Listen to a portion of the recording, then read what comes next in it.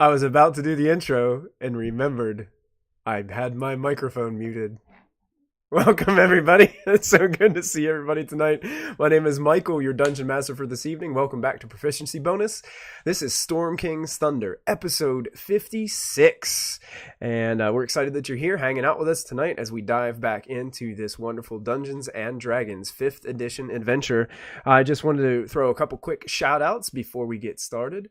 First to Twitch and Streamlabs for allowing us to be affiliated with them and for helping us out. We also have Team MZ for supporting us in the smaller streamer department, so thank you. Make sure you check them out on Twitter and Facebook and all the social medias out there. You can also check out Many Sided Dice with their great products for Dungeons and Dragons 5th edition, and our newest sponsor, Dice Bard. You can check them out at dicebard.com and get yourself some awesome new dice. Use the coupon code PROBO at checkout and you get some free expedited shipping on your order, so that's pretty sweet. So make sure you do that. There's a link in the chat as well, and you can also type in !DiceBard to get that link at any point in time during the chat. So make sure you check them out. Also wanted to say that on Sunday, we have a very special launch of episode 1 of Curse of Strahd here at Proficiency Bonus with Dungeon Master Sarah. Unfortunately, Sarah is a little bit under the weather tonight, so she won't be here to play Ashlyn tonight. But we'll have Zoss jump right in and kind of help out with that, so we'll be in good shape. JJ is still out. He is actually out of his country, Australia, kind of doing some exploring and some vacationing. So once he gets back, he'll be back and settled in. Hopefully by I'm hoping middle December we'll get Anastasius back in that role, so Christy doesn't have to roll his dice anymore, right? All right, great. So be safe out there, JJ, and we look forward to having you back. I'll take you guys over to the crew as we get ready. Everybody can say hello to everybody now as you guys are. Oh, I don't know what. 56. Nice, Matthew. That's good. There you go. I can't remember that. There was that one episode where Zoss was like doing that same thing, and she was just kind of like doing it nonchalantly, but I thought she was like trying to tell me something in the chat. I can't remember what episode that was, but I'm like, what does that say, Zoss? And she's like, I'm not doing anything. It's hilarious. But anyway, just a quick recap of last week. Actually, last week, our party made it back to Clarion's Citadel, only to find it kind of in shambles. They made their way into Clarion's, their Silver Dragon friends' trophy room, only to find it completely destroyed. And in the centerpiece of this trophy room was a massive sculpture of a silver dragon, who our party has determined is definitely Clarion turned to stone. As they were there, Diana read a letter from this mystical creature entity called the Black. And at that point, they were attacked by a bunch of interesting ghost-like undead creatures, being led by a skeletal mage of some sorts. The party was able to come together in a manner that they used all of their abilities to. I mean, you guys fought well last week. It was pretty impressive. As these statues were kind of coming after you and these ghost-like wraith figures were coming after you, it seems like everything was bearing down and you were able to stand strong in the midst of that, defeating these creatures. And at the end, when Molfin gave Callista back the dagger, Callista tried to ignite her hand with the dagger in her hand, and it sent her into some kind of she saw through someone else's eyes for a moment, and it almost seemed like she just took a trip back to the past, where she was looking through the eyes of probably this entity, this person called the Black, and saw Clarion at that moment that he was turned to stone. And that's where we pick up this week, guys. As you guys have just finished up this difficult battle, Callista kind of just snapped out of it. And in the midst of snapping out of it, Callista, you heard voices. several female voices. Sounded like a group of female voices. 2 of them in which you recognized. One of them was Diana's voice, and another was Kella's voice.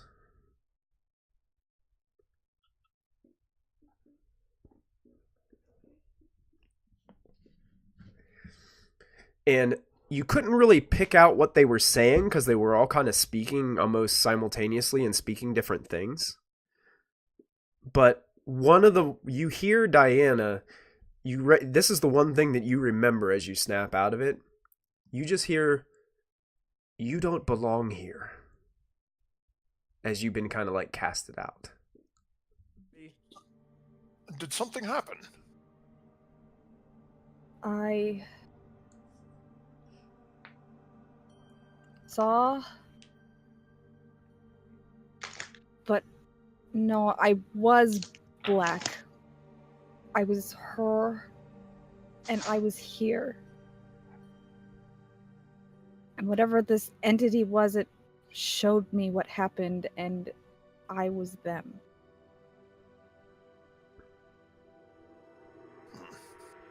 So... And this happened when you spoke to the dagger. As he says that, I'm going to light my hand again. Okay. And come and claim it if you want it so bad. No. Callista's pissed. She's Okay. I'm sorry, fam. So you guys watch no, Callista no. ignite her hand. It kind of consumes the whole dagger as the flames kind of erupt around it. You guys also see that Callista's normal, like, what are your normal, like, flames look like on your hands? Are they purplish?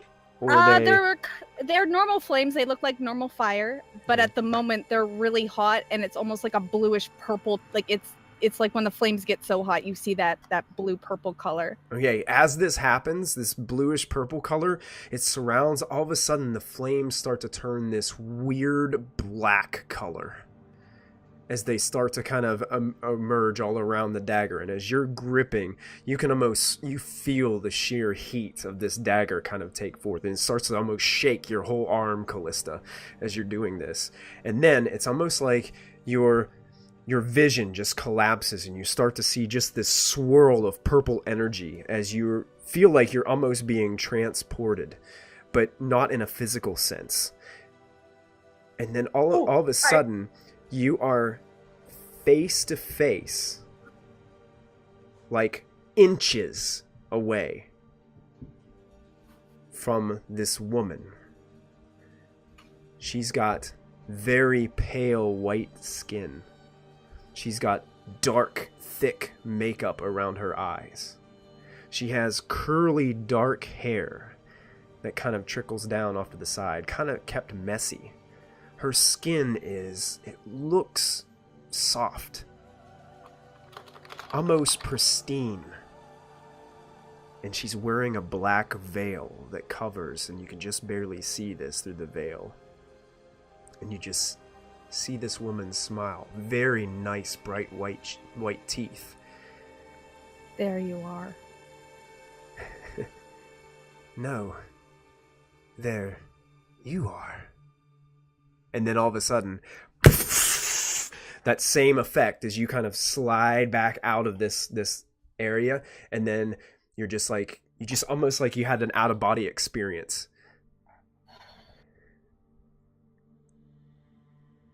Well, I got her attention. I don't like this. I don't like this. I don't like any of this. Oh my god. MG in chat, is she single? Molfin's gonna walk a little closer over to Callista.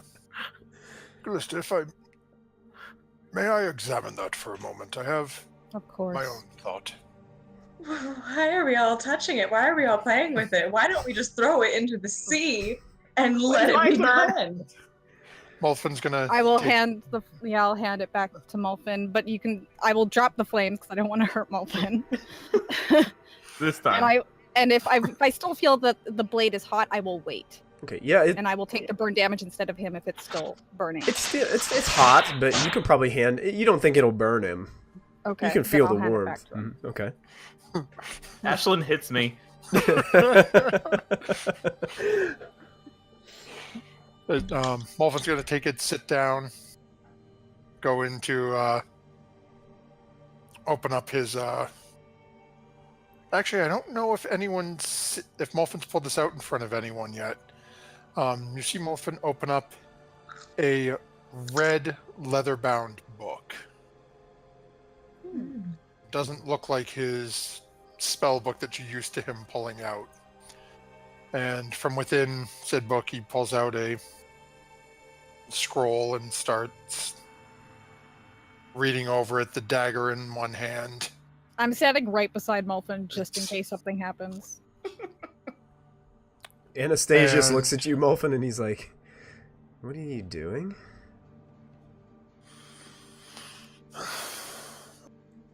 Molfin will look up for a second and just say, I am attempting to have a conversation with someone. I already did. Oh. And Molfin will proceed to read the scroll of Contact Other Plane. Oh, my goodness. No. I think, is that a little out of your level? Yes, it's a next level, so I have to roll. Okay, it's the next level higher. Anastasius will inspire him. Okay. Okay, and that's it's a D20 plus my spell mod, right? Yeah. I can't remember. Yes. A D20 plus your spell mod, and I think the DC is 10 plus the spell's level? I don't know. I should know, but I don't off the top of my head. Don't fall. I don't want to wake anybody up.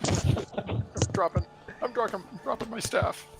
I gotta see this. I can't remember if it should be under spell scroll, I believe. Yeah. Oh, while you're looking, I'm gonna roll, and if Anastasius is inspiring, he's a D8, right? I believe so, yep. Yeah, he has a D8. Yep. I am definitely rolling that because I know that ain't gonna do it.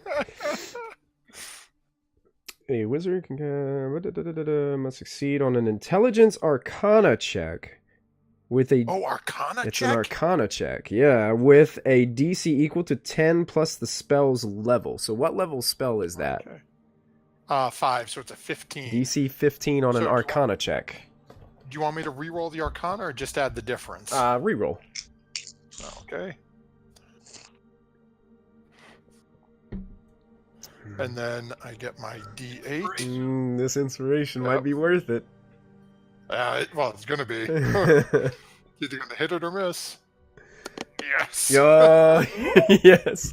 So as Molfin is just diving in, reading these incantations off the scroll, you guys watch as the lettering that's been etched into the scroll starts to ignite, almost like this starts to glow with this red energy, and the scroll starts to kind of crinkle up and kind of turn to ash. Molfin,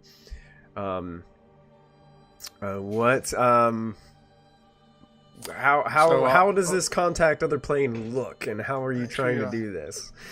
Yeah, so give me a second. Let me just paste.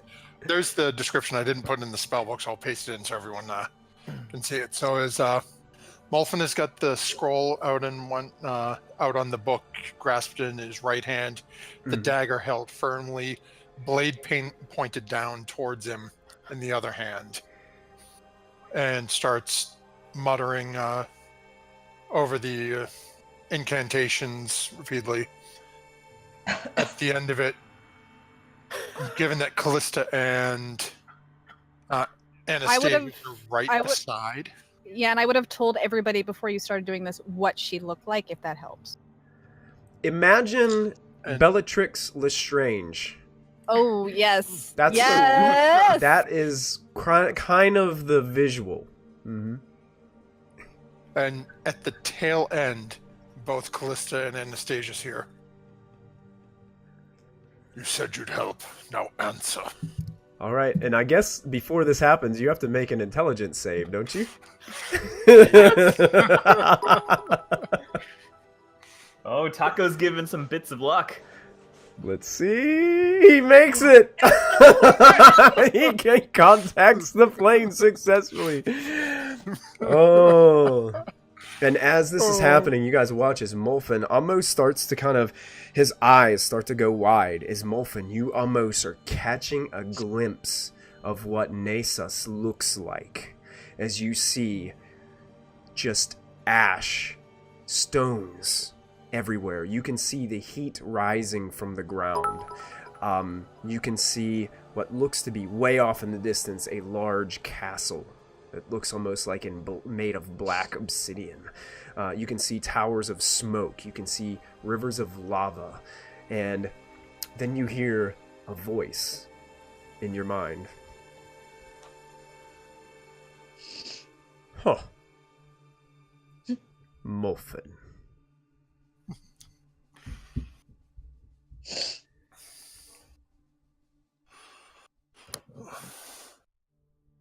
I need answers from you. This entity, the Black, that is plaguing us, are they allied with you? No.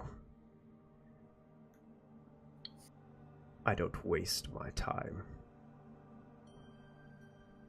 with petty creatures that mean nothing in the grand scheme of the Blood War.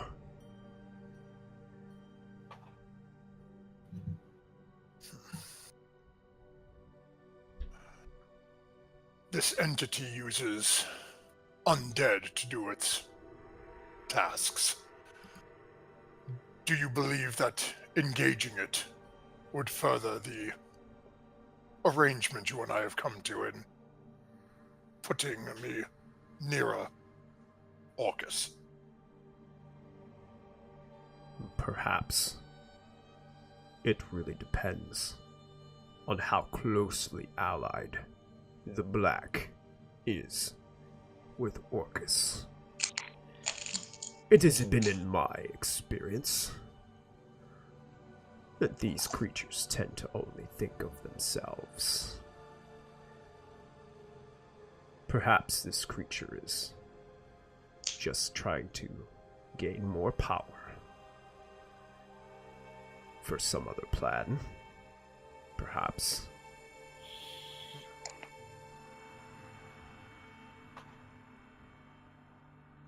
Any step closer to undead is a step closer to Orcus himself. In the fall of the abyss.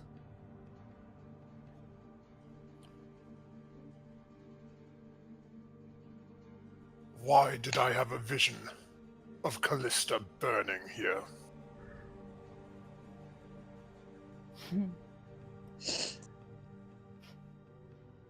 Callista is also desired.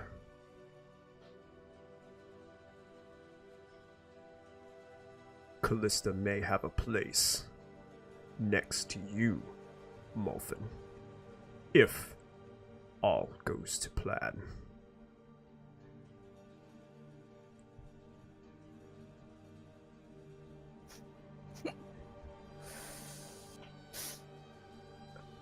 Callista is off the table. Am I clear?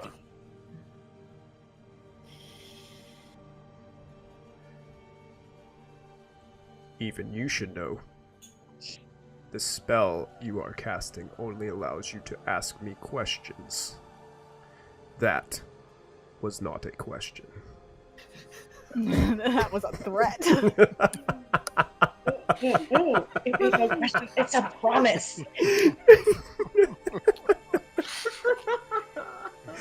Asmodeus is just getting smart with you, buddy. Just say it. So sassy, boy. I'm like out I of love breath. it. It's sad. The dagger in my hand.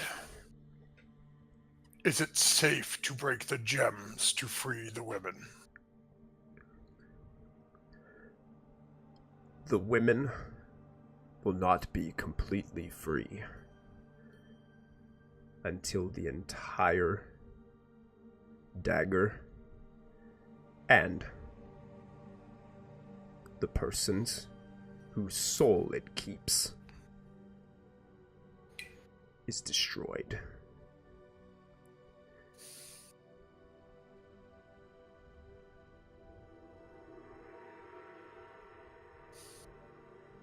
I know what you're thinking, Molfin. Diana's soul, at least a part of it, is contained within the dagger.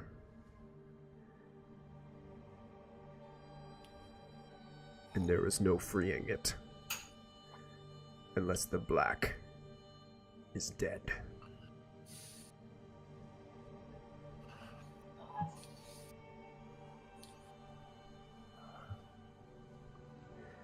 Then my final question to you is, can I count on your aid if we engage this individual, as per our agreement? As per our agreement, aid you will receive. That ends the 5.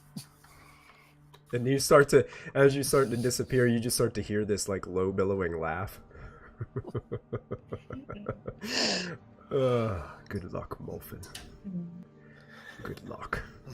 As you kind of snap out of this stasis. Right now. Holy crap, Asmodeus, you're bae. I love you so much. Not Calista, but Christy freaking loves him.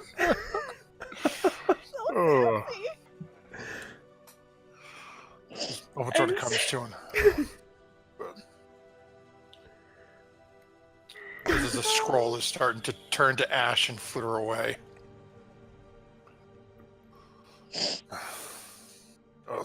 My nose is red. We can.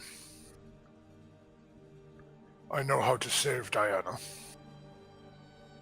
Hello? Yeah. The entire dagger, as well as Black. this entity, must be destroyed completely. And what about Zolkin? That's the He's a information bonus. I was given, was that the entity in control of the dagger must be destroyed, as well as the dagger. One would assume if we deal with both Zolkin and the Black, if they are the same or separate, deal with the two of them and the dagger.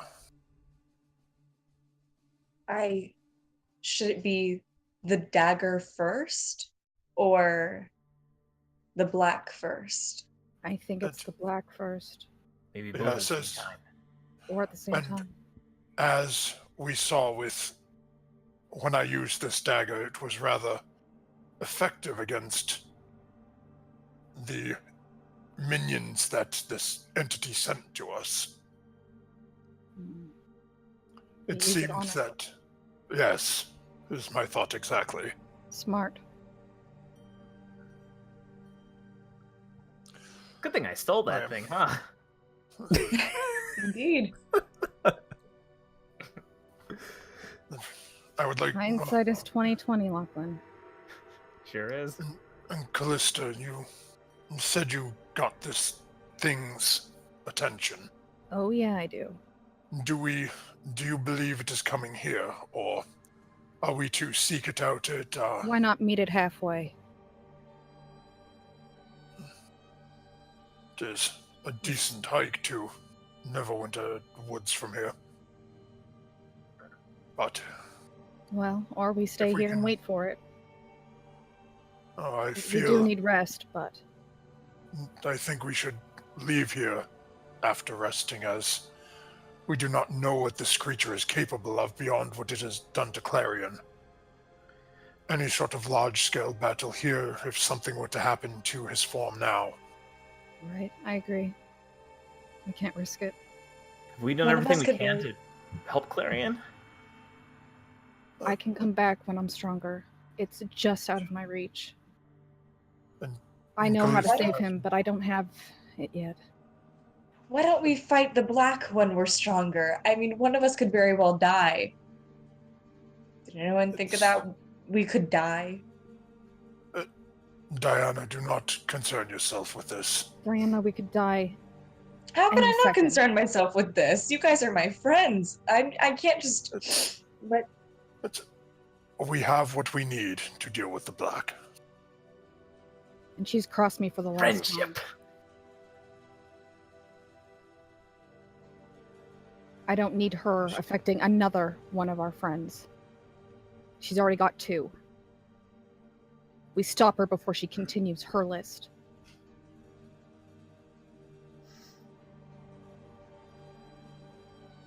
The more we wait, the more time she has, the more people get hurt because of her.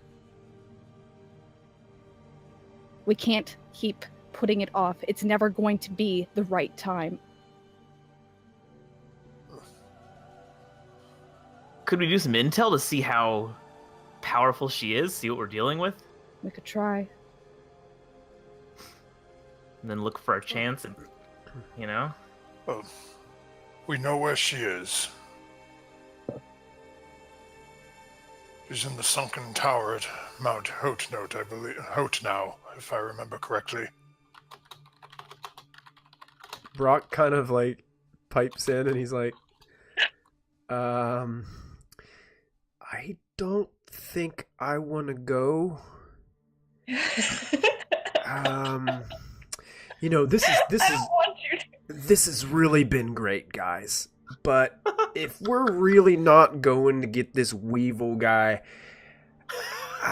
you know, I can just walk. I'll walk home. I'm okay with that. Brock, do you think the Weevil would have information on something like this? Or any of your connections? I've been hanging out with you guys for the last several days, so I haven't heard any information other than almost dying about 3 or 4 times. I mean, before. There was nothing of this. I mean, I don't, you know, I remembered Zolkin, but only just in passing, but somebody named the Black? No clue. By the way, Diana, thank you for healing me again. I do greatly appreciate that. Of course. You are slightly more tolerable than others in Turum, so. Well, yeah. Thank you. Brock. Likely. Yes, Callista. Yeah, sure. When Zulkin abandoned the Zentrum, he got into a fight with someone, right? Well, from what I heard, it was more of an argument with the snail, his, basically the person he reported to within the Zentrum. And how did the snail react to all this? To Zulkin's behavior and him leaving? Was he pleased? Oh, not at all. Zolkin seemed to just kind of, from what I could tell, from the rumors that I heard, he just kind of wanted to do his own thing. He really wasn't following through on the snail's requests, and the snail's got a short fuse. He wasn't going to stand for it. Is he one to take revenge? The snail? Yes. Honestly, I don't report to the snail. I only heard it through rumors. I'm not really sure. But hey, you never know.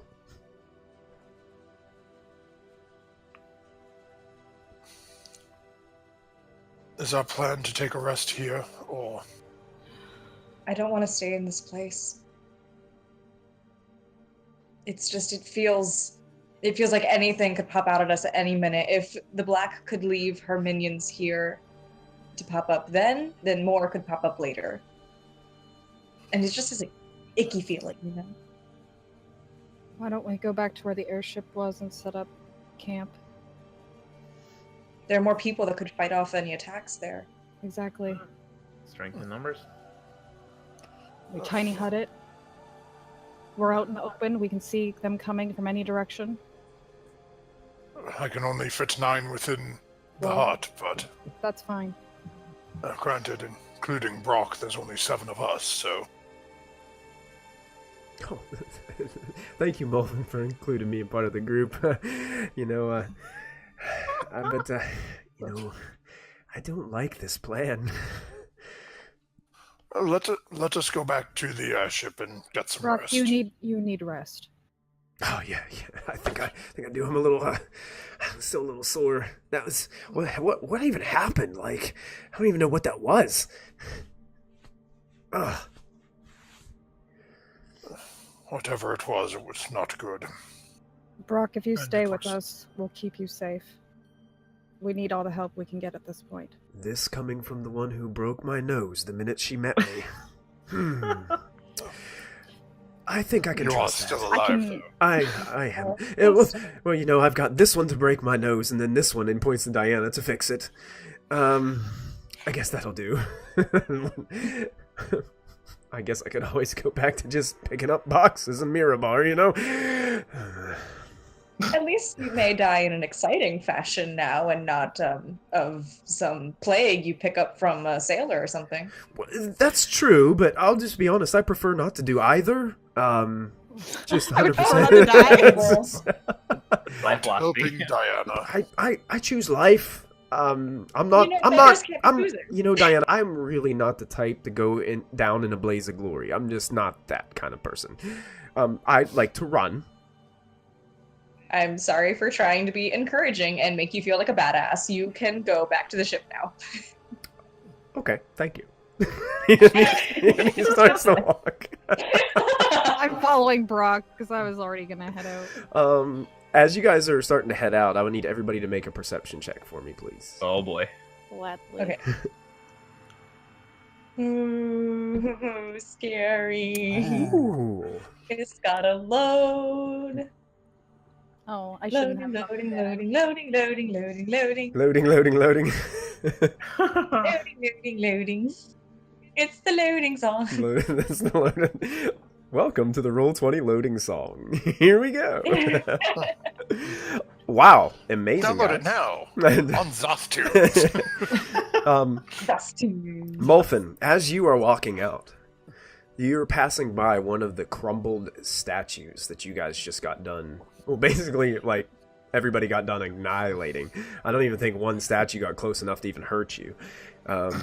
Hey, stopping to pick up Tony's bones, because Oh yeah, absolutely. As you're picking up make Tony's, sure Tony comes with us. as you're picking up Tony's bones, you notice there is something smoking coming from the rubble. Something small is smoking from the rubble of one of the statues that you guys had beat down. Molfin's gonna walk over and look at it and pick it up. All right, as you kind of move some of the stones, there is this small, probably 3-inch black obsidian skull that just has this, like, just a little smoke kind of rising up off of it. Most intriguing.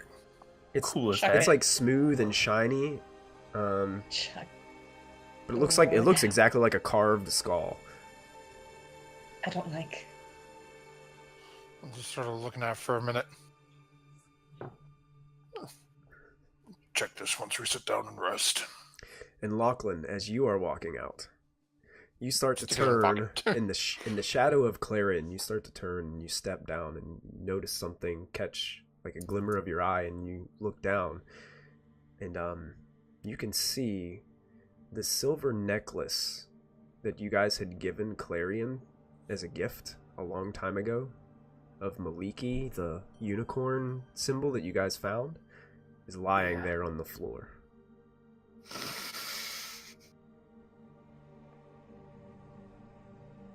Oh man, I wanna pick it up and like see if I can like drape it on some part of the statue of him. Yeah, you kind of slowly walk over and you kind of put it on one of his fingers of his claws, kind of outstretched, and kind of dangle it off of a finger. Kind of like pat the stone of his claw and say, "We're coming back for you, buddy." It's odd, Lachlan. You get this kind of sense of pride and warmth kind of fill your body as you do that. And then the rest of you make your way outside the Citadel and back into the cold, snowy area of the north. What would you guys like to do?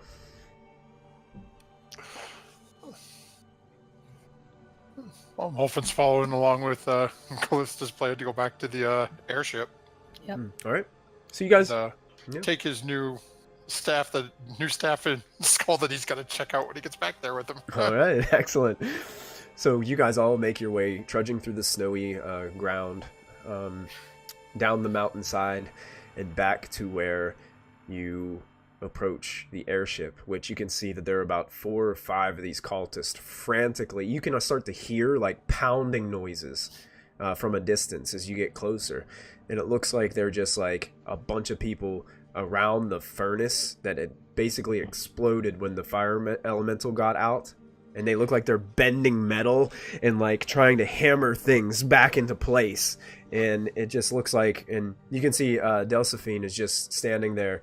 She actually has her mask off, and she's just like looking at it, and you can tell the look on her face is just very like, this is hopeless, as you guys begin to approach the airship. I just hang back. I'm like very back of the group. I'm just looking at the snow while I walk. Okay, hanging back a little bit. Okay. With me. I'm going to take you guys back over to the airship so you guys can remember everything over there. So you guys, I'm hoping that the map will pop up so you guys can see it. Yep. Yep, there we are. Yeah, so several of these guys are just kind of around the furnace, just trying their best to try to fix up this thing.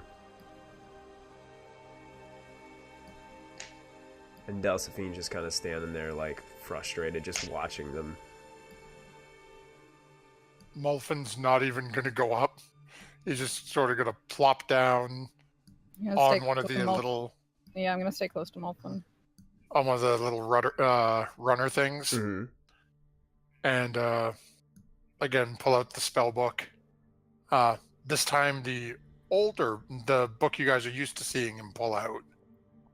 And flipping over, and is going to start casting Identify as a ritual on the skull first, Okay. and then the staff that he picked up from the wizard that Lachlan stole from him.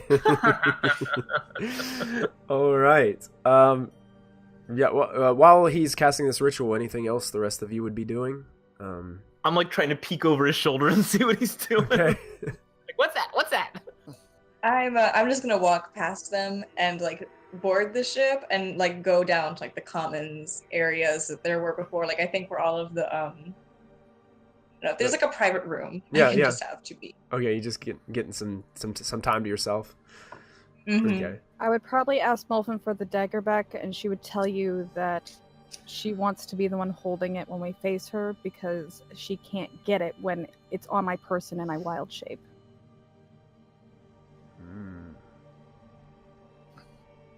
It forms to me. But Molfin is still muttering at this point. He's in his incantation, is looking in the book. He's kind of ignoring you.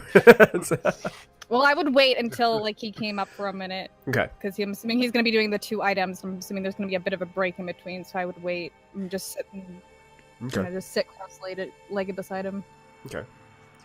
Molfin, after you take your 20 minutes for both of your incantations, the staff is non-magical, but you get a sense as if it's it was used as an arcane focus. And it's a terrible looking staff. It has carved into it skeletons kind of climbing over each other towards a rather larger skull at the top, and inside its mouth there seems to be like a purplish blue gemstone in its mouth, and it seems to be I don't know if you necessarily have recognized it, but it's definitely an arcane focus. And the skull that you found, it seems to be that this skull is part of the reason why that statue had to come to life. These skulls actually contain a bit of the life force of who was trapped inside them. And sometimes you are able to tap into the magical energy of the skull and retrieve memories from the individual of the person who was in that actual entity. But you would know that one successful use, you can only there's only enough magic that it would be able to get one memory plucked from the skull. And it's one memory from literally the person whose skull it is? Yes, or through the life force that's trapped within it, yes.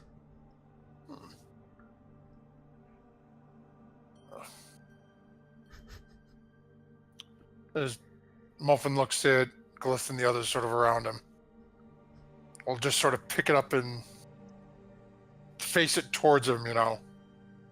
I'll, Yorick. yeah, thank you. I blanked on the name, man. I'll let York and go, well, and lean in a little closer. What do you have to tell me? And Molfin is going to try to use it to... Make an Arcana check.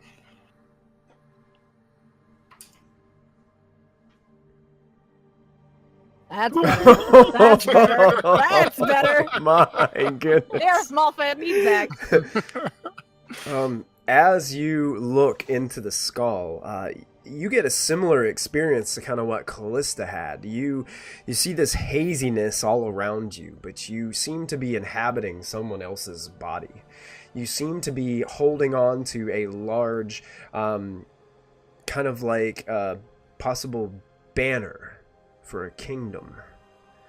It's a, I've lost the name of the weapon. Whenever they ride the horses against each other, and they hold this big lance, a big giant lance that has flags hanging from it as you're standing there at attention holding it. You can feel heavy armor all around you as you're standing there. There is a carpet that's draped in front of you that leads up some steps to where you see a massive throne. And on the throne, you see what looks to be a king. Long, dark hair. Mustache that kind of grows down into a goatee.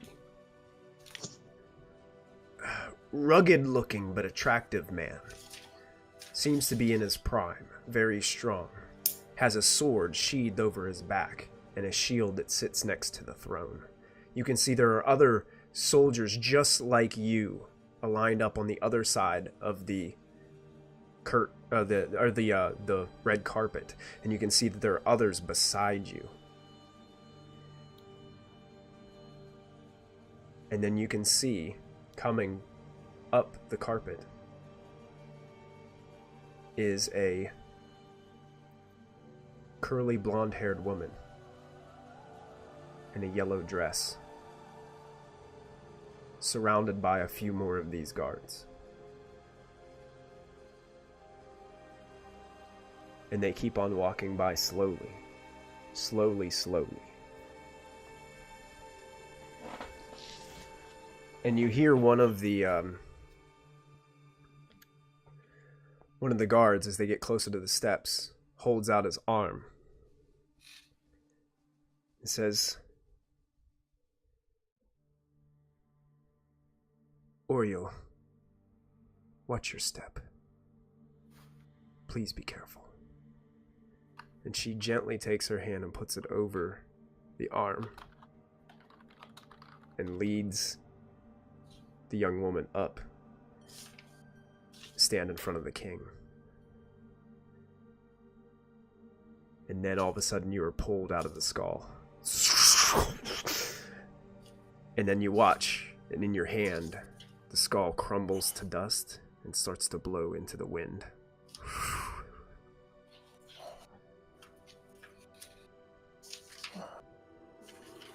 Molfin's left breathing a little heavy. And what was that name you said again for the young lady? Oriel. Oriel. And immediately, you know that name. It's one that's on the dagger. Malachite gem. Yes.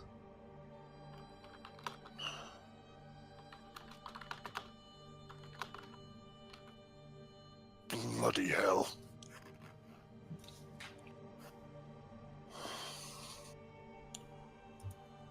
Callista, this entity we're dealing with, it has no fear. What do you mean?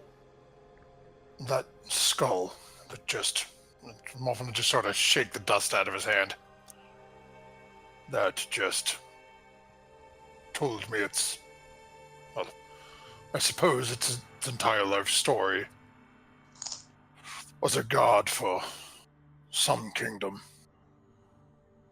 And as he was watching and standing before the king, a rather cute, I suppose, young woman with curly blonde hair wearing a yellow dress was escorted up to the king by the name of Oriel. Molfin will turn the dagger over and just point. Yeah, Close already was nodding. The green gemstone. Right. Apparently this woman has assuming she is a woman, whatever this black is, it seems to have no qualms in attacking kingdoms.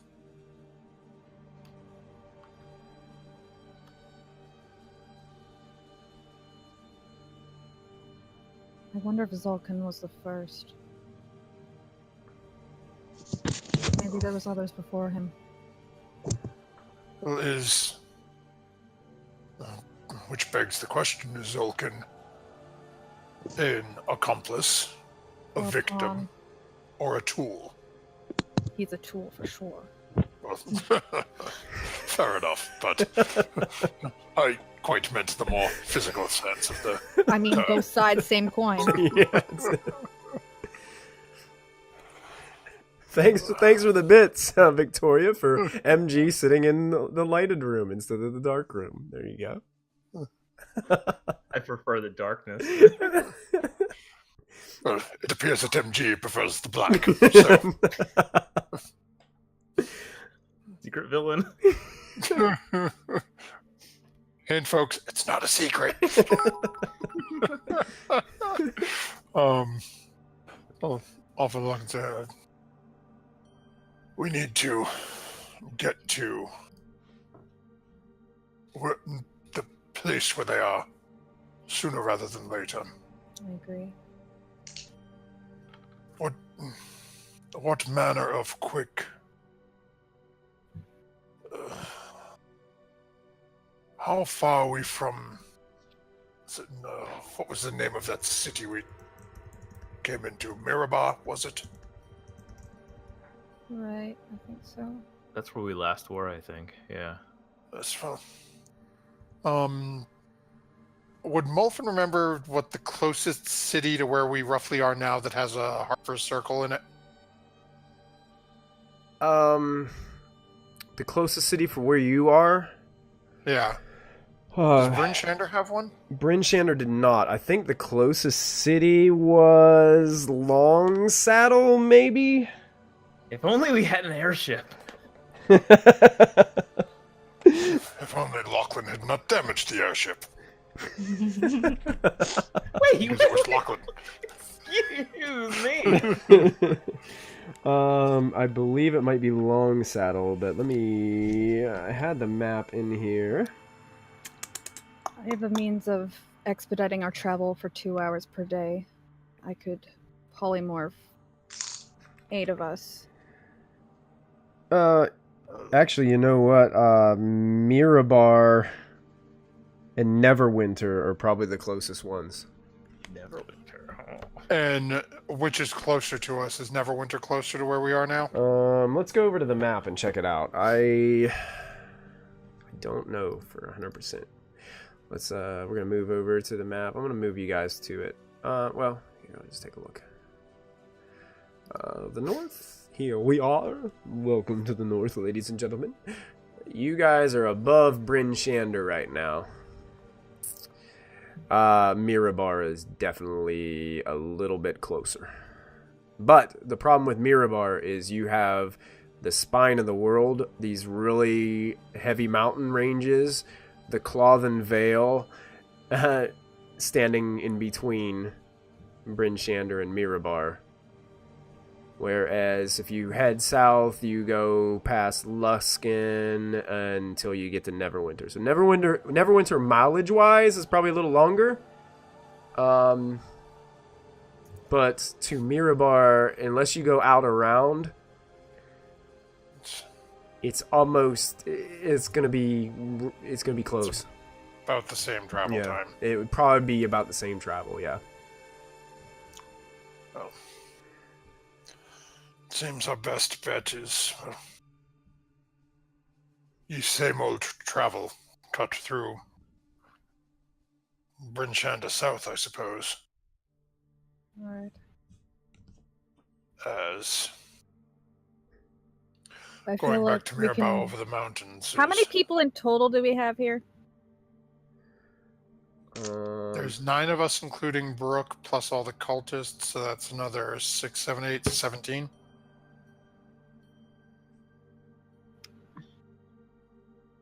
I can do 16 people. Oh, sorry, Brooke. Brock, sorry. Brooke. Oh, Brock, do come over here, please. Well, hang on. Well, I mean, you could always polymorph Brock and just have him carry along Lachlan. Could be fun. Actually, Turn that's a won't good drop each point. other. Actually, that's a good point. We do have gnomes, so actually, I think it would work. If I did it correctly.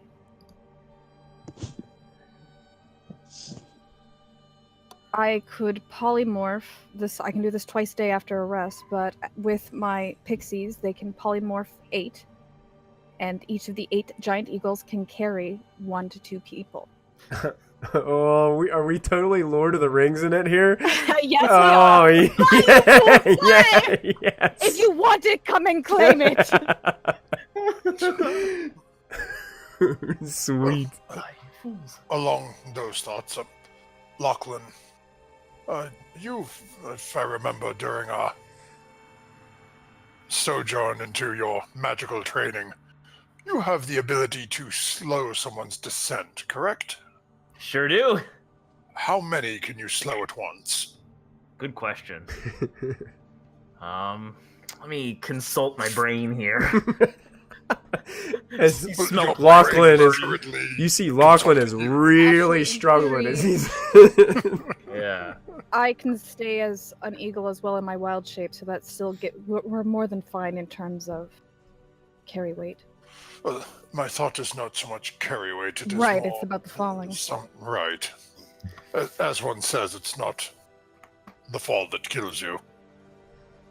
It's hitting the ground. I think I can help. Probably about 5 of us. Well, Okay. there are 7 of us, so, well, Callista does not have that same problem. But as long as I polymorph Diana, Anastasius, Ashlyn, I guess Brock. Wait, I think we'd be okay. whoa. It would be more about keeping the cultists safe. Whoa. Brock's like, wait. What? Would you rather rock? Would you rather rock? Would you rather walk or fly? I was really just thinking about heading home. Yeah, how are you gonna get home? Walk or fly? Well, I was gonna walk, but you said polymorph? Yes, I would turn you into a giant eagle, and we would fly. Oh. All of us. Is it gonna hurt? Not at all. Are you sure? Harshnag loved it.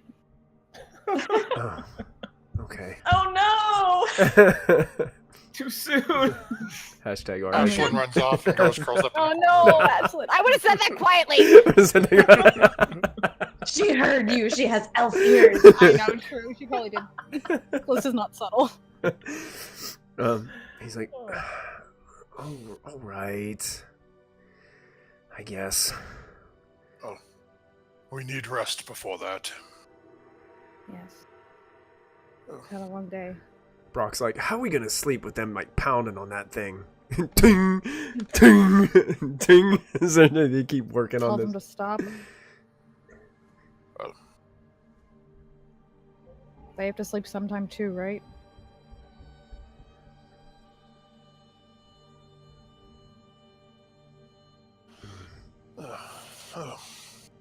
Either way, so gather round, everyone, if you're all going to sit and rest under this hut. Yep. And Molfin is going to start muttering his incantation to summon his tiny hut for the next 8 hours so we can get some rest. All right, excellent. Are you casting the hut like right here at the like on the ship, off the ship, away from the ship? I mean, what's kind of like your plan for this? Should we go into the ship and cast it, or just sleep out here? Well, I would like the idea of us doing watches, so I would prefer us above. Okay, well, perhaps the top of the... What does the balloon look like? Is it still inflated at all, or is it like... It seems like it's holding up, but it's the ropes are not as tense as they were whenever you guys first left. So it's still kind of holding warm air inside, but it does seem like it's slowly cooling off. The balloon is looking somewhat okay. Suppose if we go up and sort of hunker down around one of their rather oversized cannons, we could just take over one end of the boat. It's fine. Yes, Molfin will come up and take over the front of the ship. Okay. So you guys you're able to put the hut kind of over the front of the ship, basically, as you guys are kind of all close. That still isn't, it's not nighttime yet, so it seems like the crew, did you guys tell the crew to stop working on the I would phone? have told the crew to Right. be quiet. They were kind of disappointed about it, but understand that they are here for you and kind of let things happen. They're kind of like wanting to get things going. So you guys are kind of all huddled up within this hut, and basically you just kind of watch during your rest. You guys kind of watch the crew kind of moving about the ship. It seems like some of them went down below to rest up, and then they eventually take their shift change. Anything you guys would be doing during this long rest in particular, or? Just a perception check. Okay. Molfin would be taking one of the watches, recovering. Sure. You guys can all make perception checks if you'd like. Those of you that are kind of like keeping a lookout or watching and stuff during your long rest. Nope, I'm too injured. Yeah, not quite working. One thing that you guys do notice during your watches is it looks like Delphine and what was her name? Perella have kind of communicated a little bit, and it looks like they've made some progress on repairing the furnace before you guys got back, but it still looks like it's in shambles and it's definitely not gonna work like it used to. But you can see that they send a couple of the cultists off the ship, and they spend some time missing for a while, and then you see them return with some handfuls of large logs. They come aboard on the ship, and they're kind of piling logs up during the course of your long rest, and into the evening. It seems like they disappear in bigger groups at nighttime as they take some to kind of watch over each other at night. And Diana, as you are sleeping, and you start to dream a bit, and you fall into this dream, and it takes you back to your hometown, and it's almost a reflection of the funeral of your friend. After he had drowned and you're kind of, bless you, you're kind of walking, you're kind of walking out of the temple where they had just finished this funeral procession. And you're all by yourself. You're alone. You're weeping. You're kind of, it's almost like feels like you're there again. And as you're walking down the path, kind of leading away from your hometown, you see this man kind of stumbling towards you, kind of from the distance. He looks like he's almost wearing nothing but a tattered loincloth that's like strapped around his waist. He looks older. He looks like he has these open wounds, like all over his back and his chest. And it looks like he's bleeding in several different places as he's kind of stumbling towards you. His hair is kind of matted and just kind of nasty looking. It's longer, and he's starting to stumble a little bit, and he kind of falls into the dusty ground kind of in front of you. And he's just looking up to you. He's just got these innocent, very innocent looking eyes in this old man's face. But he's got these gaping wounds as you kind of stand above him. What would you say? I would reach out to touch him. Okay. To like touch his shoulder, perhaps, like a kneel down, touch his shoulder, look at his wounds. As you touch his shoulder, it feels like just like a soft older man's skin as you kind of touch on the shoulder, and you can feel the wounds are kind of, some of them are just protruding and just leaking blood, and this just nasty, horrible sight. And he looks up to you and he's, hey there, young one. Diana. I snatch my hand back. How do you know me? How do you know me is a better question. Listen, Diana, you must hear my words. Sometimes you must take on the suffering of the others. You must be willing to take it on. And he starts to smile. And you're like, why in the world would a man so beaten, a man so broken, be smiling in his current state? And he looks at you and he says, many will suffer if you don't suffer for them.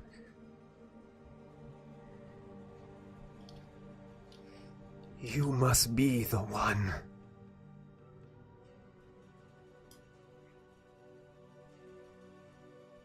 To save the others. I don't understand. I'm a child. In this memory, I think I'm like 8. You are. But sometimes it takes the willingness of one as young as you to be able to step into the fray. Stop the evil that lurks. Do you see these wounds, Diana? Yes, sir. I take much pride in the wounds that I bear, because these wounds mean the freedom of many others and the peace of many others.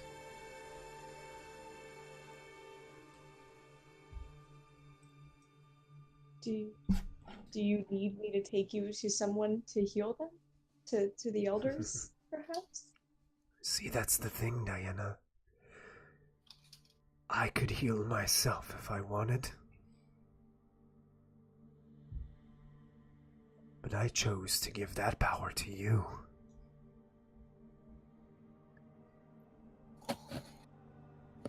Huh? Diana, I am your god.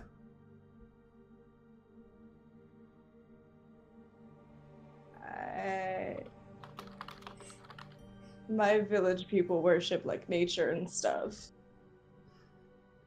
Not you.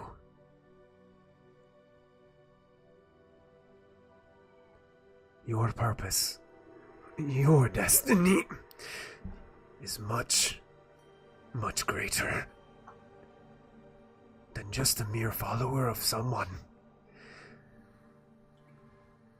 You, Diana, will change things and save millions of people. But remember, Diana, everything has a cost.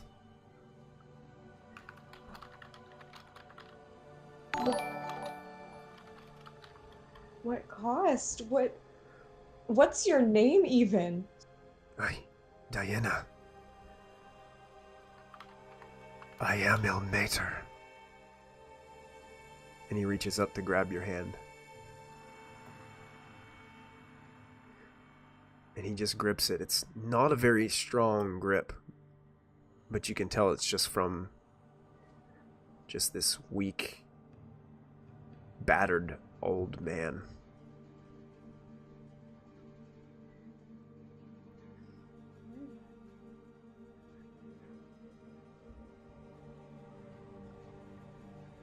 Stop the one called the Black.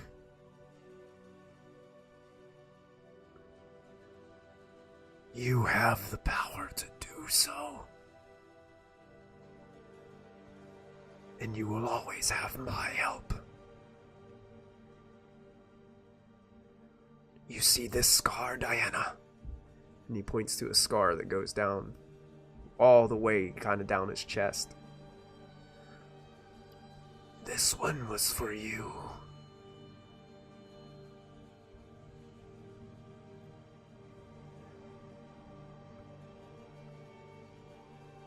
And then all of a sudden, after some tossing and turning, your eyes shoot open. It's now dark, but everybody's starting to roll out of their bedrolls here, kind of cuddled close. Molfin and Lachlan, you guys were awoken by a little bit of Diana's rustling back and forth as she was kind of moving around in her sleep a bit during this dream.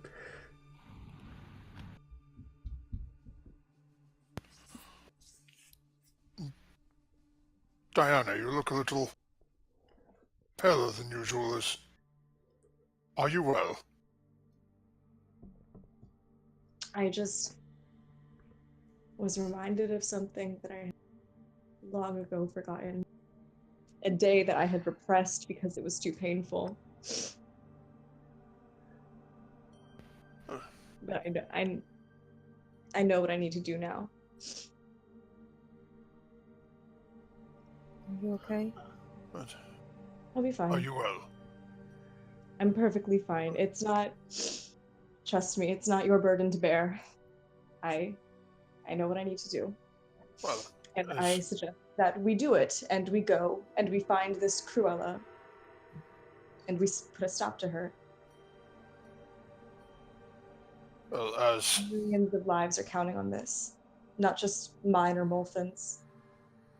someone pointed out to me rather recently, it very pointedly looks at Diana. What is your burden is ours. Or so you said to me.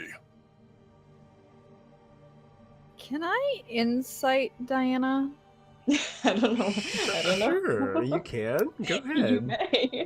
Because this seems very like she was fighting us the entire step of the way with Black and Zulkin and wanting to delay and wait till we're stronger, and now suddenly she's agreeing with me? I have been given the strength Sure. that will made her. Thank you. Go ahead. Well, she doesn't know. She found wrinkly old man strength. The strength of Molfin.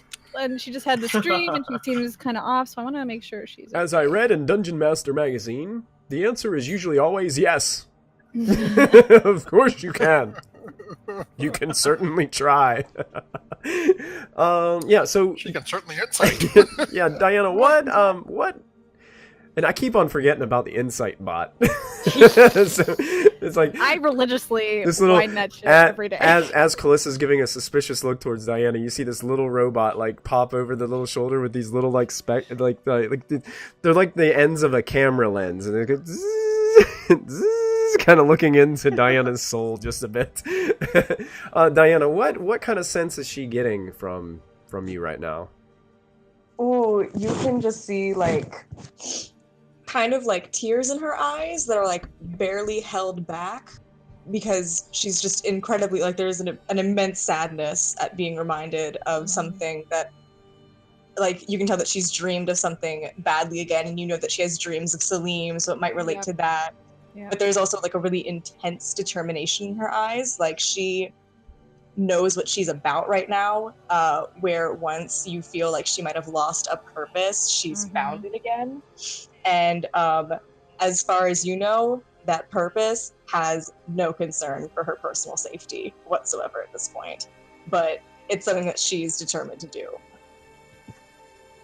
I'm going to go over and hug Diana. Hug. She hugs you back. I'm strong. Brock Always kind have your of back. slowly leans towards Lachlan a little bit. He's like, "What's happening right now?" Callista hugs are so rare. Okay, I'm not really sure, but if she does the thing with the vine, and he just kind of like sits back a little bit. I think they're both happy right now, so we're safe. Okay, let's. You know what? We better shut up just to be even safer. Okay. I'm just laying low. Yes. They don't notice. I like you, Lachlan. You make the most sense out of everyone here. I'm gonna just. I hear that a lot. Yeah, I would just tell Diana that we will always have your back. Thank you. I will always have yours. Oh, Ashlyn is hugging all of you too. Oh, of course she is. Ashlyn! Ashlyn! Molfin is just sitting with his bag of stones and casting it out. Portents. Big emotional moment. Portents. All right. At this point, since we got finished with a long rest, everybody's taking the advantage. Since we're getting close to 9:30, we'll go ahead and take our break for the evening right here. As you guys are after that moment with Diana, and this seems like a good time for that. So we're gonna go ahead and take a quick 5 to 7 minute break, guys. So stick around with us, and we'll be right back with episode 56 of Storm King's Thunder. So thank you guys so much for hanging out with us tonight. We'll be back in just a few minutes. So we'll see you in a couple.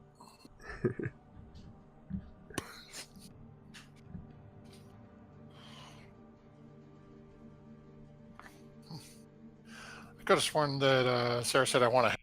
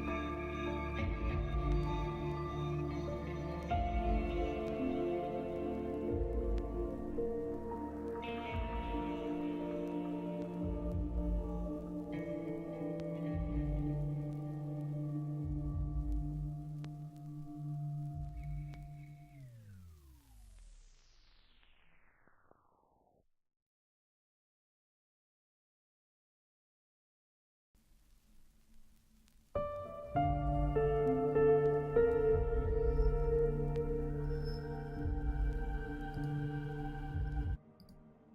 welcome back, everybody, to Proficiency Bonus. My name is Michael, your Dungeon Master for this evening, and welcome back to Storm King's Thunder, episode 56. I'm going to go ahead and do some really quick screen edits, for our bit goal is gigantic right now. Tony's Shin Replacement Fund has been fully funded tonight, thanks to some very generous bit givers.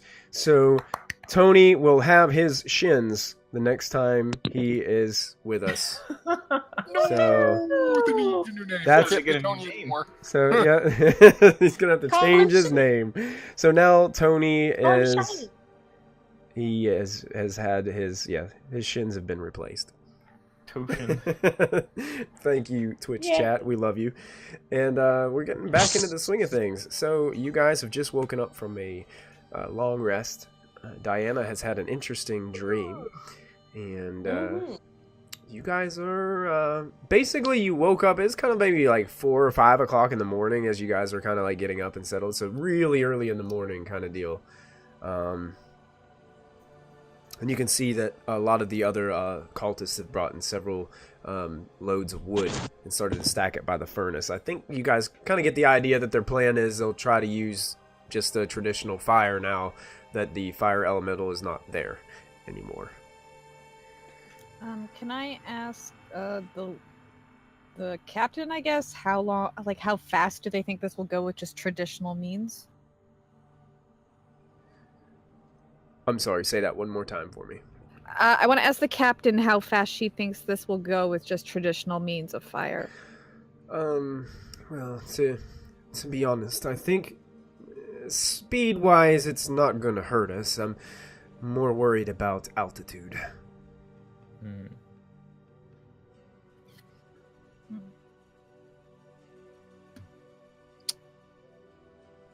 How high do you think we could get?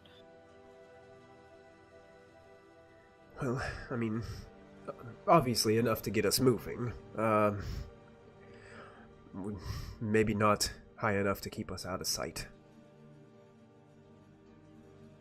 From who? Anybody, really. Callista, could we use that rune to make the fire stronger?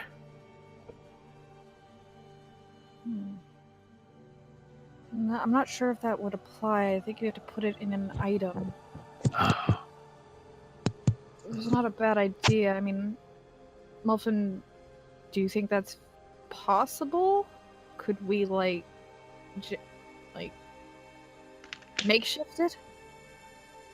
Could we makeshift arcane magic?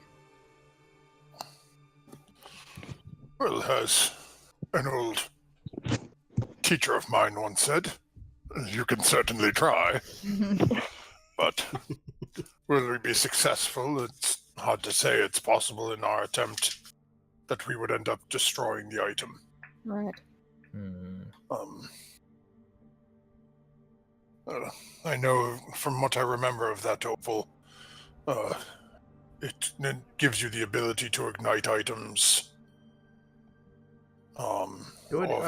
Make an intelligence check, out. Molfin, for me. Scratch my temple some.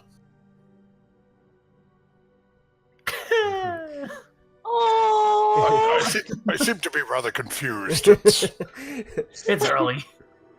Yeah, you're early in the morning. just unsure if it's going to give you. I guess you're unsure if it'll make it any more powerful. Like it gives you the power to ignite things and like in that nature, but you're just not sure if it's going to boost it.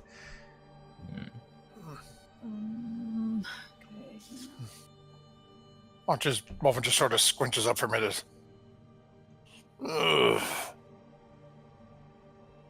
Nome D. Ayukar? No, that's not right. I have no idea. It's been a rather long day.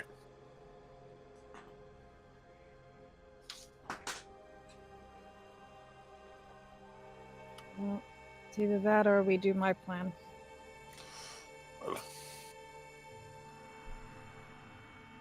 What plan?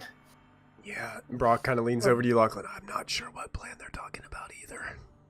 Same. Yeah. Molfin is We just going to look at the talked two about of them this and just going to go, yesterday. I should have said that a little bit. Oh, yeah, the bird one. I'm still not. Oh, the bird one. The That bird plan, one. of course. The bird one. That plan? What plan? Oh, that plan. Yeah, the bird plan. Huh. Birdman! Do we know where we're going?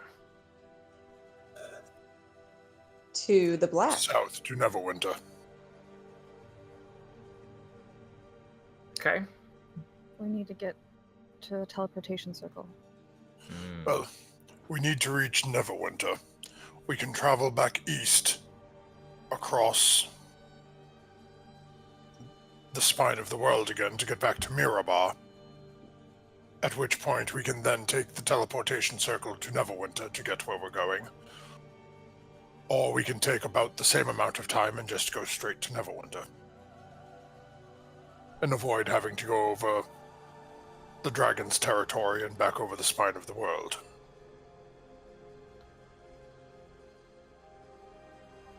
Depending on our rate of travel, if we are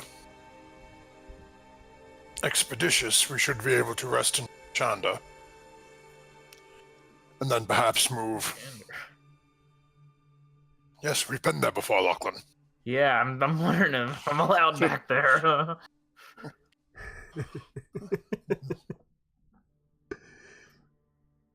Well, perhaps Brinchanda may not be the best spot to stop. I was just but going we'll to say continue. maybe we should just head straight to Neverwinter.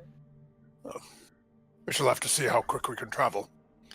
Is it worth it seeing how this barge We can test will... it and see if this means is going to get us there quickly with some haste, and if it's not feasible, if it becomes difficult, then We go bird and we ditch these guys.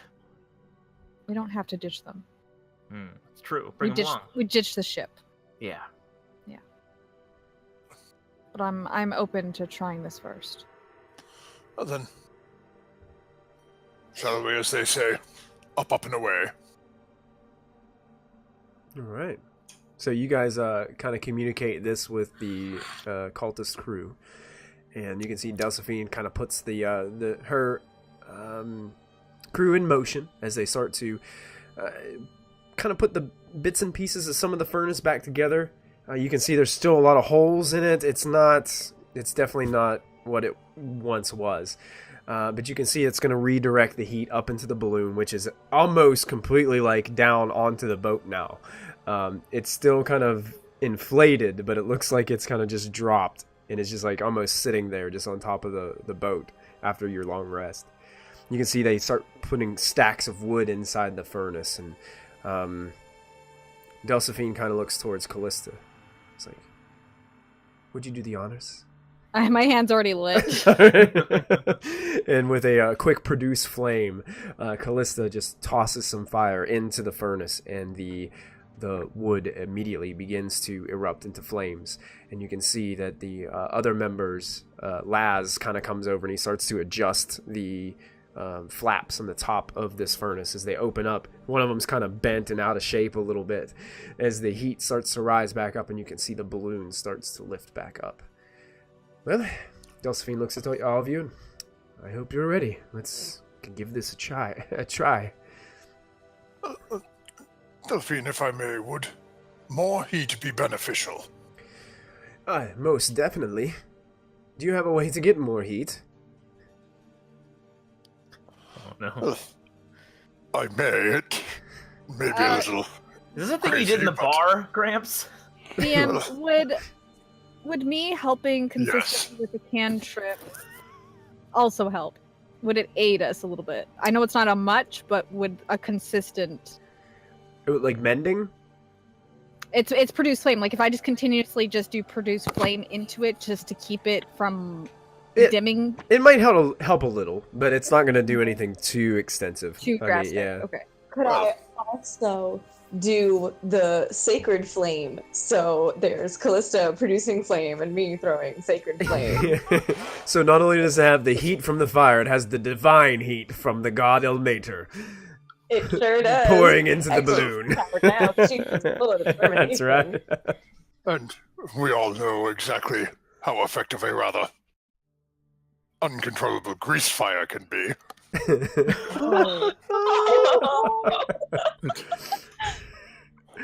Two for two, Delphine, Molfin. I have the ability, should you think it would be beneficial, to unload a rather large amount of grease into the furnace.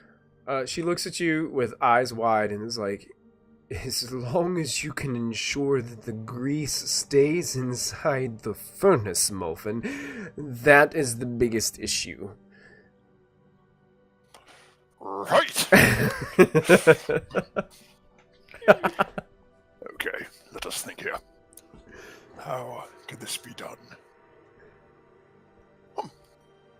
Wanted to thank Amelia Idea. Kella for hanging out with us too and for hosting us tonight, so thank you. Molfin reaches down into pulls out that red book again and pulls out a couple of things out of his inner pockets and starts to start something to do. Bear with me a short while. It will take approximately an hour to prepare this, to do it properly. And Molfin begins the process of casting Glyph of Warding and placing it inside the open top of the furnace Okay. and storing the grease spell in it to react when Molfin touches it. Nice. Very nice. Okay. So basically what it's going to do is it's just going to when you touch it, it's just going to release grease into the Right furnace. where it is. Very good. Very good. Yeah, I like this. I like it a lot. All right. Frightening when the DM says that. No, that's clever. That is really clever. I like that. Yeah. So yeah, you're able to do that. After the hour is up and looks around. Oh, well, now that that's done, if everyone is prepared. Josephine nervously kind of looks at you and says, well, we've already had one disaster. Hey. What's another? Let us hope not for another. And Molfin is going to shove his hand into the furnace. And as he does that, And- Delphine looks towards Callista. Do you have that water thing ready? Already prepared. Excellent. Excellent. Oh wait, water and grease. And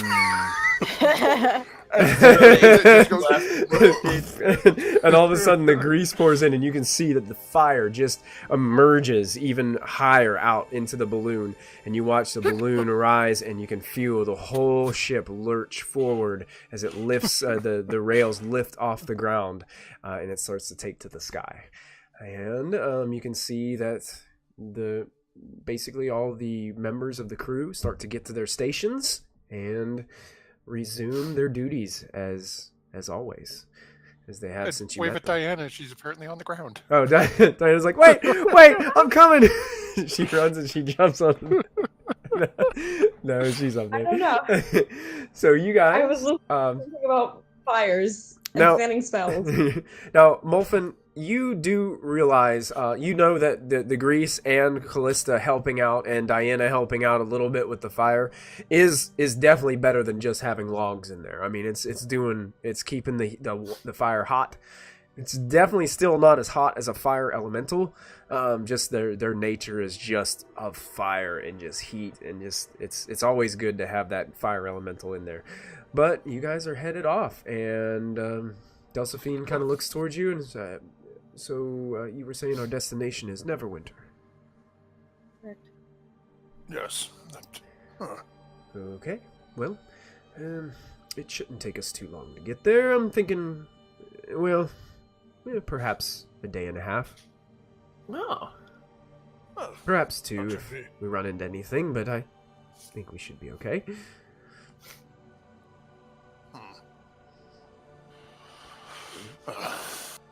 think. Okay. Molfin is going to sort of look at Callista for a second. Callista, Hmm. do you know of, are there any demons or devils that are fire-based creatures? Do I? I don't think Callista would know.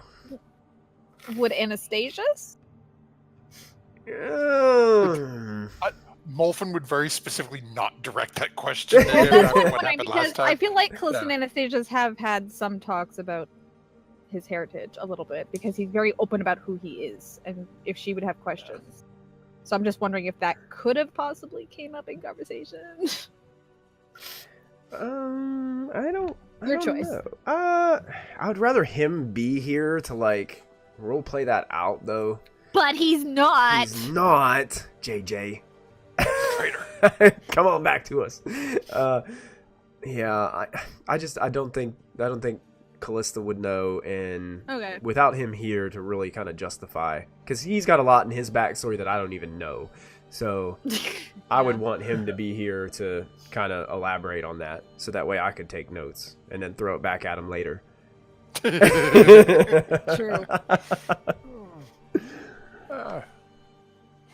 Or is Molfin just sort of looks at it, seeing Callista sort of look. I don't know. It's not my forte. Apparently, it's not mine either, but I was trying to think of other ways. It is helping, but as they say, not quite as much. Oh. Okay. Yeah, for the sake of just kind of scooping up a little bit of travel time here, is there anything in particular in the next 2 days of travel that you guys would want to do or talk to one another about? Or basically, this area where you're traveling by is going to be a relatively easy route. You're not really going to confront too much. As you're able to, the heat that you're providing, Molfin with the grease and Callista and Diana helping, you guys are able to get it in the clouds enough to keep yourself covered from below and also from anything that might be above. So you guys have actually done a really good job of making this travel a lot easier for yourselves.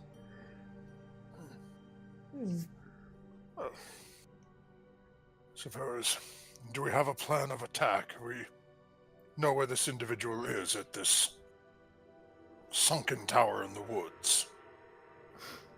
Correct, or is it at Mount Hotenow? Seem to remember both names, but I don't have my notebook with me. I'm sorry. I would know. The letter said the sunken tower of the Forgotten, which is just at the base of Mount Hotenow. I think it's just a little bit to the east of Neverwinter. well, are we just? I can take you guys over to the map so you guys can see. Yeah. Let me see if I can. Maybe we could research in Neverwinter. Well, You or guys do we just drop in unannounced? That works too. You guys As are we gonna seem make to a have a quick fairly- stop at the grandfather tree. Ooh, there's a tree. As I get you back to the map. I do not see a tree. I see blackness. Yeah, you probably just. I see the black. um, Ah, Dun dun dun. So you guys are shift ping just north leaving of Bryn Shander, and you guys are headed south. And you guys can see I'm gonna shift ping Mount Hotenow, which is right over here just south of Gauntlgrim. So it's actually a little bit before you would get to Neverwinter. I'm going to go ahead and reveal all this Neverwinter wood here for you guys. So you guys should be able to see all that. seems this will be a little beforehand then. Perhaps we just go direct.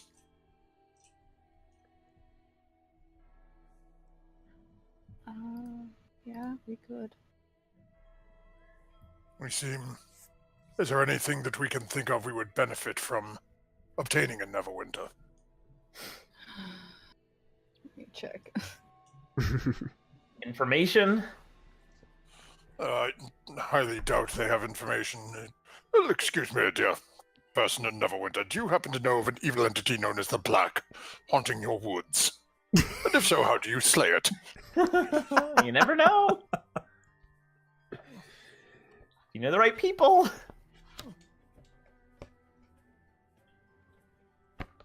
Well, here's a question. Do we have any healing potion?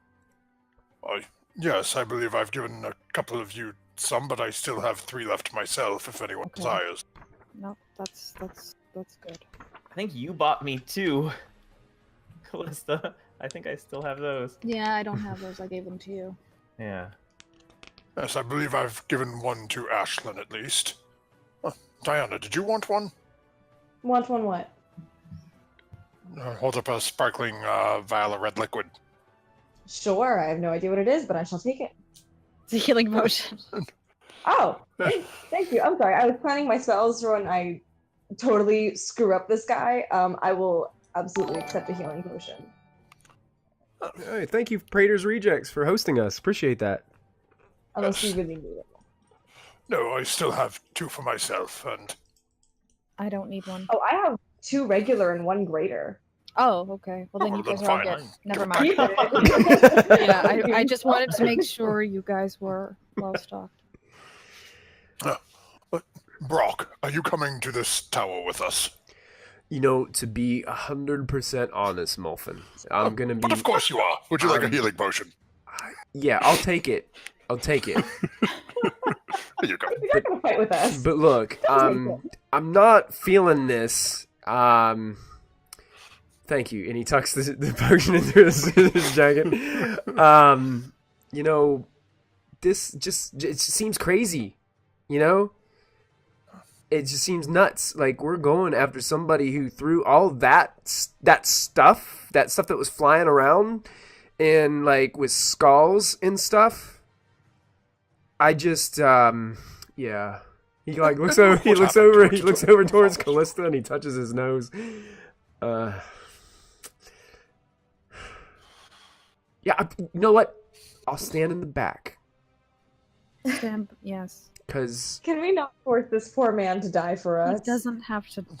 He can stand behind us. hey, I thought we were going after some guy named the Weevil, not some crazy whacked out black person who just wants to like destroy everything. The Black, like who has a name like the Black anyway? Like that is just like terrifying. Okay? And I want to tell you too, like you had this giant insect that you turned into a rat. Okay, I saw that part. I'm sorry, there's just a lot to take in right now. No, you take your time. Just Brock, get some rest. We are still... What? Are we about to day out from here? and honestly, like I'm on this ship with you. What choice do I have? Like seriously. Molfin would look at him with a funny little smile on his face. Well, you know, the exit is right there. Man, I tell you what, when I get back, my superior had better upgrade my status to like ridiculous. Like Ridiculous. I mean, I hear that. Lachlan, you're with me, bro. You are with me. We will make our case together. Yeah. No, Because this is just nuts. It's absolutely crazy. You guys are all crazy. Well, except for this one. He's a little less crazy. He points to Lachlan, but all y'all, just a little.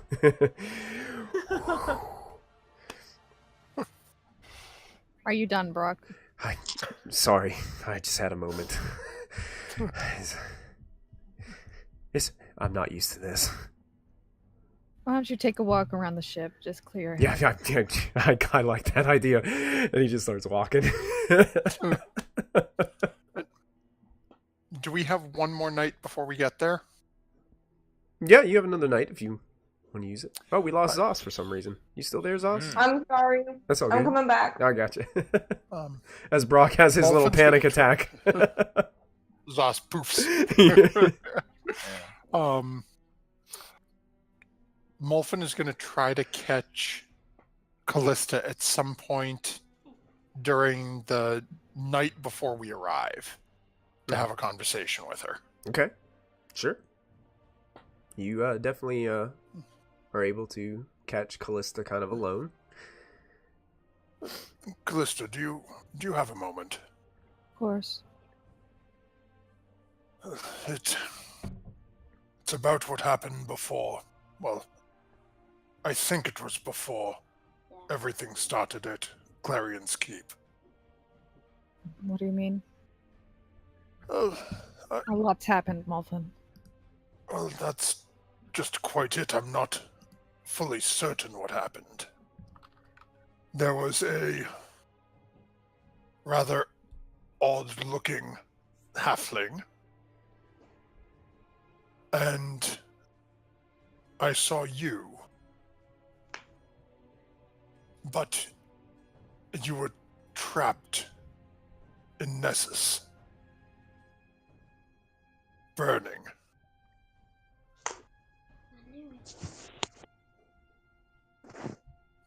There were others involved. A half-elven coward. Another half-elf, I believe, that didn't like magic. And a rather young but seemingly somewhat talented wizard, but... Was this a dream? I do not know. When we split off going to Clarion's Keep, and all of you went in the front door, and Tony and myself went off to the side to try to draw what I thought was following us out. And as I turned to look, I was gone. And I saw you burning. I mean, I'm always... And I just light my hand on fire. Yes, but you were in agony. This was not your doing. When I reached out and...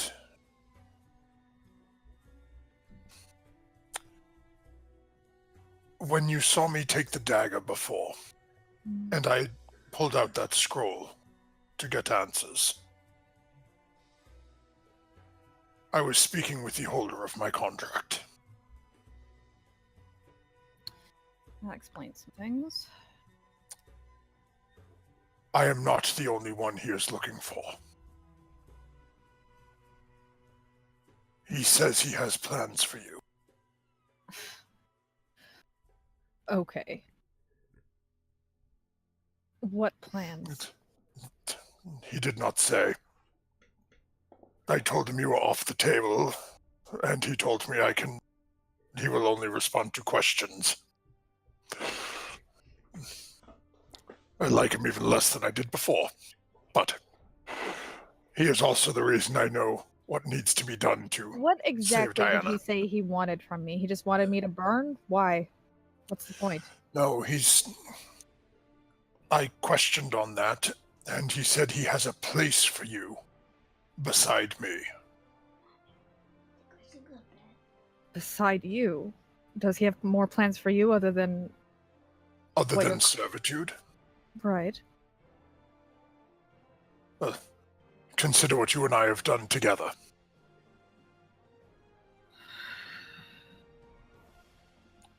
So we much as we drive each other insane at form, we make quite a formidable team. I won't argue with that. So we have the attention of several entities. Yes. Great. But likewise, we have whatever is Diana's. Deal with hers. My list is long, Molfin. I really want to start with Black and Zulkin. No, that is... deal with Asmodeus right after. Perhaps not right after. I think attacking the Lord of the Nine Hells head now on he's may getting not be a involved, Molfin. I'm I so do not... sick and tired of people pulling me in directions where I don't want to go. Fair enough. But that vision beforehand, You think it was from him? I do not know. The strange halfling creature was rather insane, but I just said we were being tested. Would not say by who, would not say for what means. But at the end of the day, the test was won, and what I thought was you burning was released. But then as quickly as it was there, I was outside and hearing screaming coming from within Clarion's keep. So was Asmodeus testing you? I don't know.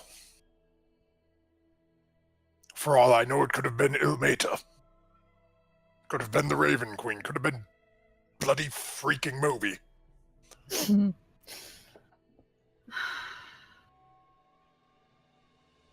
What exactly was the test? Do you think it's correlated with the black? No, it seemed... Well...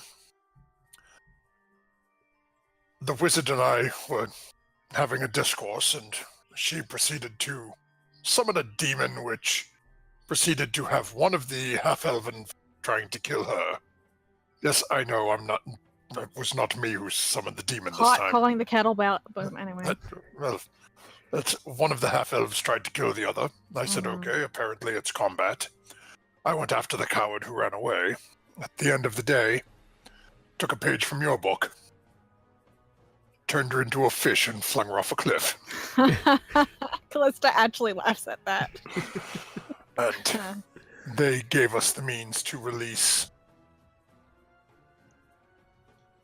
the ones we cared for. What the test was for, I do not fully comprehend, but... No. That vision, and then him saying he had a place for you concerns me. I don't have another contract I can sign to get you out of this hemorrhage. I can handle it. Like I said, our list is long. One item at a time. Starting with the black tomorrow. Yes. I wouldn't worry too much about it, Molfin. Not yet. I am not, but after that comment he made, I felt the need. I wanted to speak with you privately about it. I appreciate it. I will keep that in mind going forward.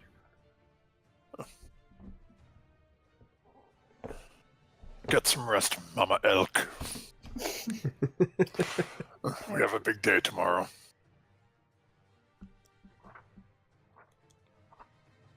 Molfin will just sort of walk away. All right. Callista looks very confused, but also more angry. Just another day for Callista. Just another day. Always confused and angry. Story of my life. That's it. Okay, so that was the final evening. Are you guys headed to the base of Mount Hotenow then? Straight there? You're not going to pass over to Neverwinter and then head back? You guys are headed straight to the mountain? I think we're heading straight there, right? I think so. Okay, Unless anyone else had a better plan. Is there any other role play or talks that anybody would want to have with anybody before you arrive at your destination? Just a few hours away from where the letter from the Black indicated that she was awaiting.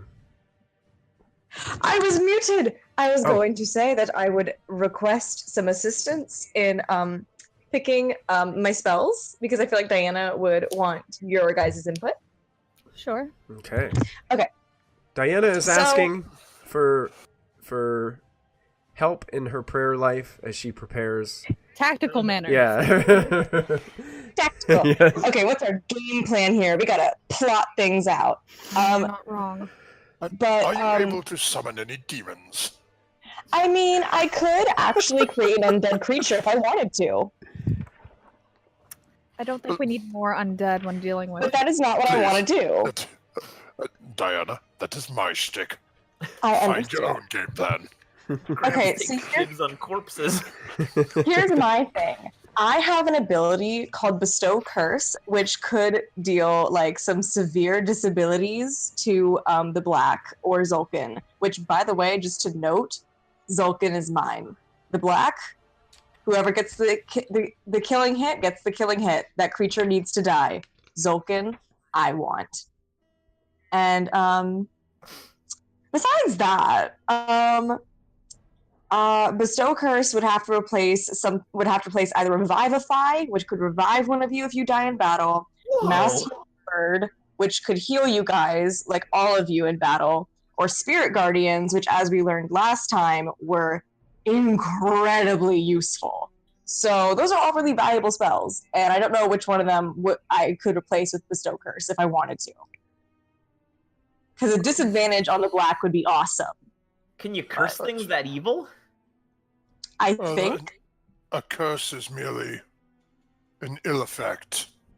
Yeah. If you curse something. say- Go ahead, Callista. I say we stick to what we're good at, and you're good at healing.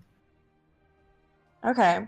You're good at keeping us stable. You're good at support. You're strong when you need to be with your inflict wounds and your mace, but Oh yeah. Spirit Guardians, you're right. I don't think we could afford to lose Revivify or any of the spells that you just listed. Okay. But that's my opinion. Okay.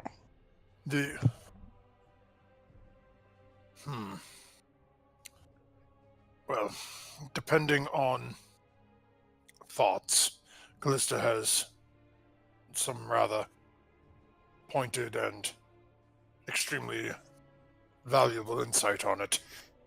I will offer mine in saying perhaps making it so this entity is weakened to the point that Callista can do more to it may be of better value.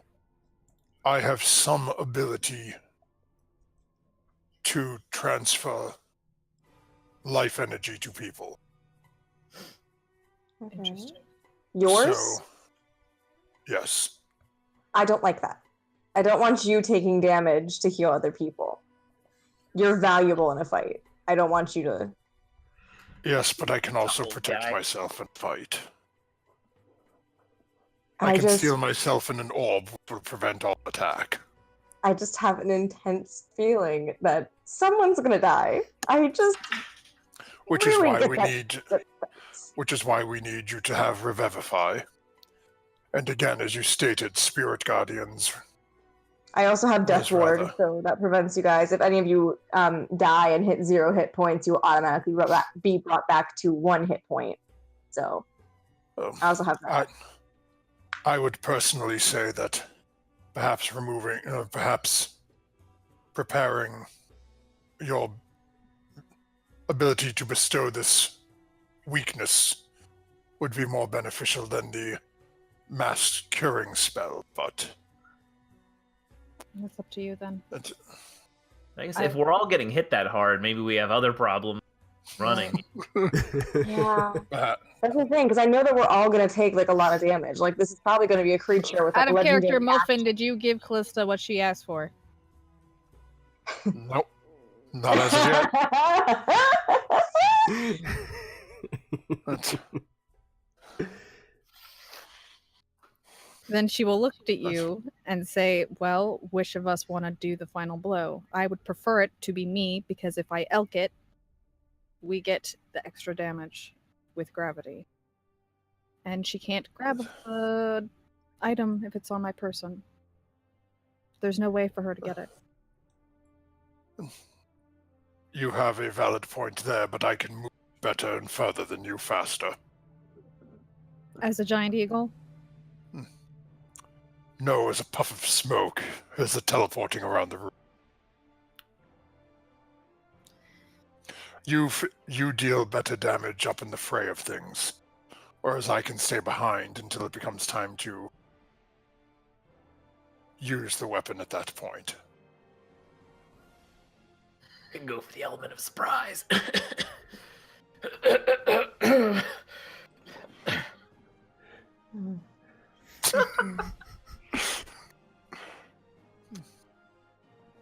I'm just concerned that if you were to get in melee enough to hit her, if it doesn't work. Then once more, it's just... and I'm gone.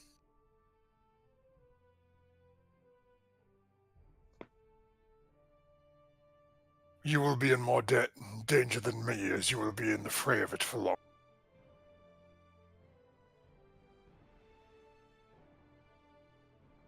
If for some reason they seem to be focused on me, I can come to your side and we can deal with it then. I just don't know what type of power she holds on it if she's in range of it.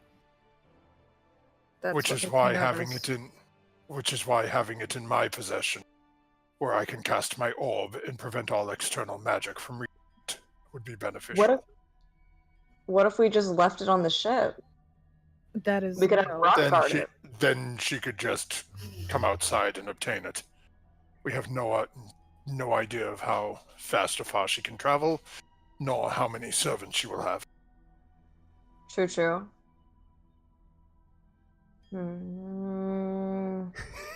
If only you knew someone sneaky and stealthy. Amelia, He's really good with daggers. Amelia and Kella in chat. I now have 3 more theories. Molfin is the cause of all 3.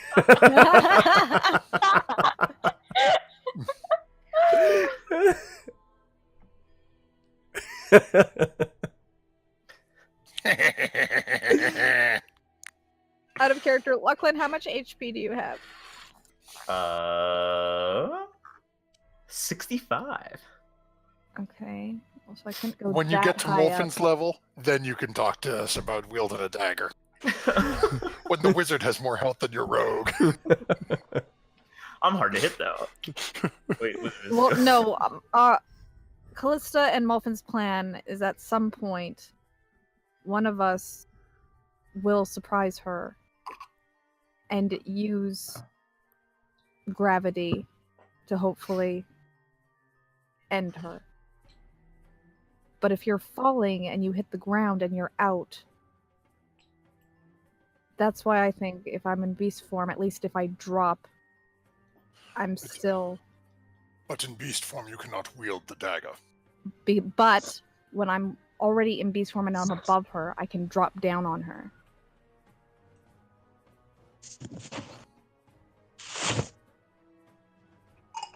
I can use a bonus action to metagaming. I can use a bonus action to drop my animal form and come down on her with the dagger,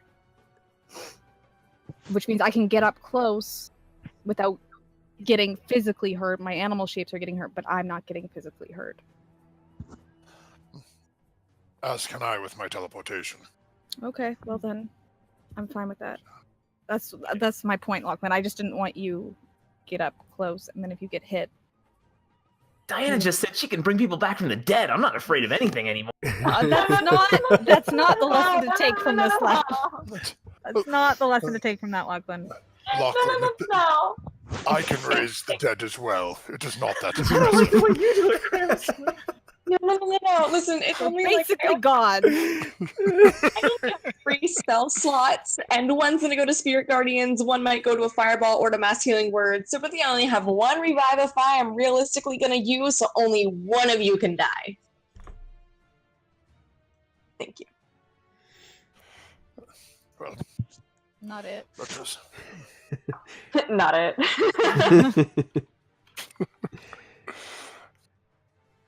Who wants the Death Ward? Because whoever's holding the dagger, I'm partial to give it to, so that way you can't like Yes, die and then have to If take it from Molfin you. is set on this, I would say give it to Molfin. He needs it the most, to be honest. Yeah, whoever has the Given dagger. circumstances with your deals, he should have I it know another- regardless if he has the dagger or not. You want to know another cool thing that I have is this cool little spell called Banishment. So if that black ever becomes too much of a problem at any point, I can just whoop, she gone for 2 minutes, Whoa! and we can regroup. That may not be a bad idea. Mm-hmm. But I assume we are approaching close the location of this purported tower. Yes. Yeah. I just have like one more. If you get low, get to my side.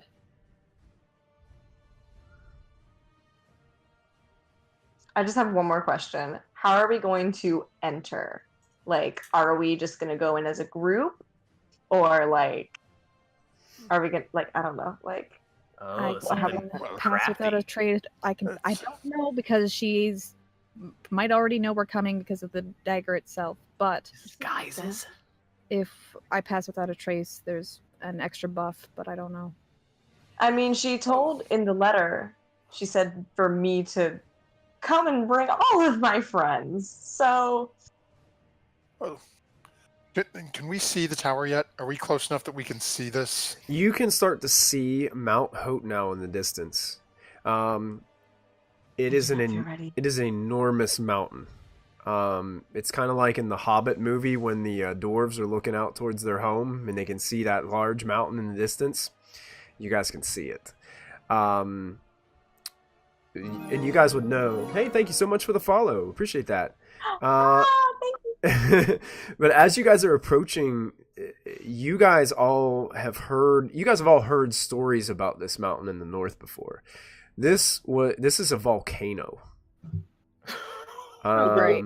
It's Is it active? it's from what people can tell, it's no longer active. It had a massive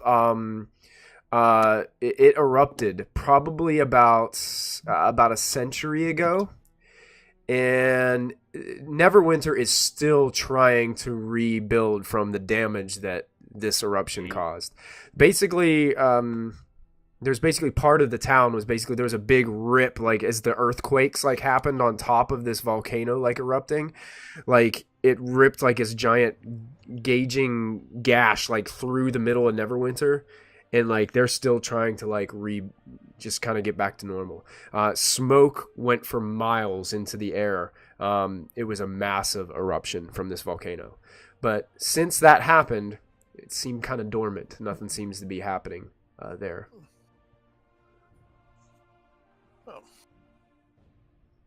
Once we get closer to the tower, we can take a look and see a couple of potential tricks we could rain down upon them. Fine with that. Let's just get closer.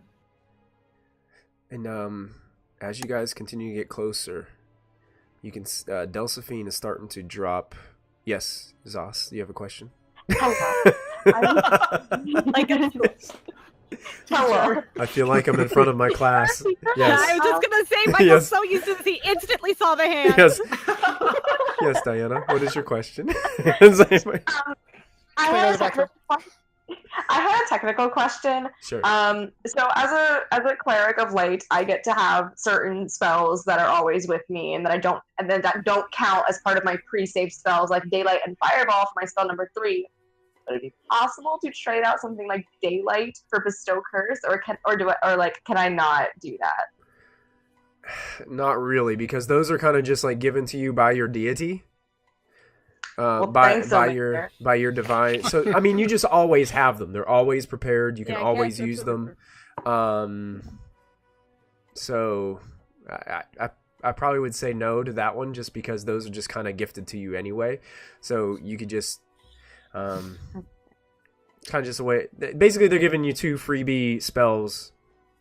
So, but you'd have to just decide if you want Bestow or you want something different. That's up to you to decide. I feel like healing is more important. There's always a difficult decision to make. Thus, if you really want to, I would say I would agree with Matt and take out the word. If you really want, if it's your gut feeling and you want it, do it. Oh, but I know we're gonna need to be healed so bad. But we have healing pots. We do! I forgot about those! Oh, screw that healing word. Y'all are fine. If you die, I'll revive you. The cleric You guys dilemma. are all fault for Do not I drinking want the to heal potion. the party or do I want to destroy monsters? Cleric problems. Cleric problems, Listen, yeah. the idea she said that this is my destiny. Okay, I'm supposed to do this. Y'all can die in the process. I'll revive you, but you can die. Yep, I'm fine with this. As we're getting closer, Molfin will look over Callista. Callista, are you planning on going in as you are? Or are you going in as one of your bestial forms? Well, since I don't have the dagger, it doesn't matter. I can do whatever I want. But I think fair I would like her to see me first. Fair enough. Are we all just walking in there, or are we? I'm out and proud. Well, Lachlan, maybe you should be the stealth and stay to the shadows. They won't. I've been known to do that hopefully- before. I know, but I'm just saying, hopefully she won't notice you. You're not holding the dagger. Brock kind of just taps you on the shoulder a couple times, like, good luck to you, buddy. You're not coming with me, Brock? I'm gonna stand probably about like 3 feet behind Callista. I think that's what I'm gonna do. Seems reasonable. Or just Brock, 3, are you- or just 20 feet behind everybody, perhaps. Yeah. Brock, are you feeling particularly strong today? Absolutely not. Okay, let me rephrase this then. Well, okay, let's try a different path then. How about you, Molfin? Are you feeling particularly strong today? I am feeling particularly excited. Oh no. So, my question to you then, dear Brock, is would you be able to lead an old man and make sure he doesn't trip over things if he is not watching where he is going? You know, make a persuasion check, Molfin. Because that's my strong point. We have Anastasia's will inspiration from last inspire time, you. right?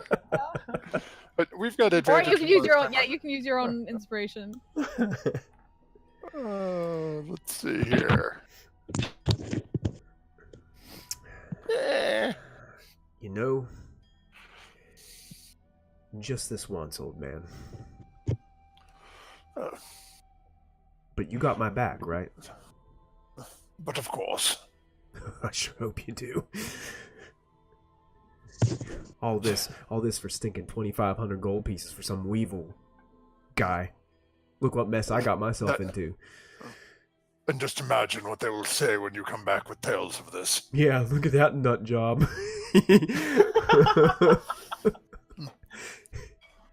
Weevil's still in the list. As Molfin walks over to him, reaches into his pouch, pulls out and hands him 8 platinum. What is this? Just in case things go sideways. Have the need to run. Little something to remember me by. Oh, fair enough. I'll put this, he puts it Should down go in his towards at least. pouch and he Somewhere double checks to getting make sure that his healing potion is still there. There it is. I got it. Ashlyn comes up and she kind of puts a hand on Diana's shoulder. She just kind of looks at her and just nods. Says, "We got this. We're in this together."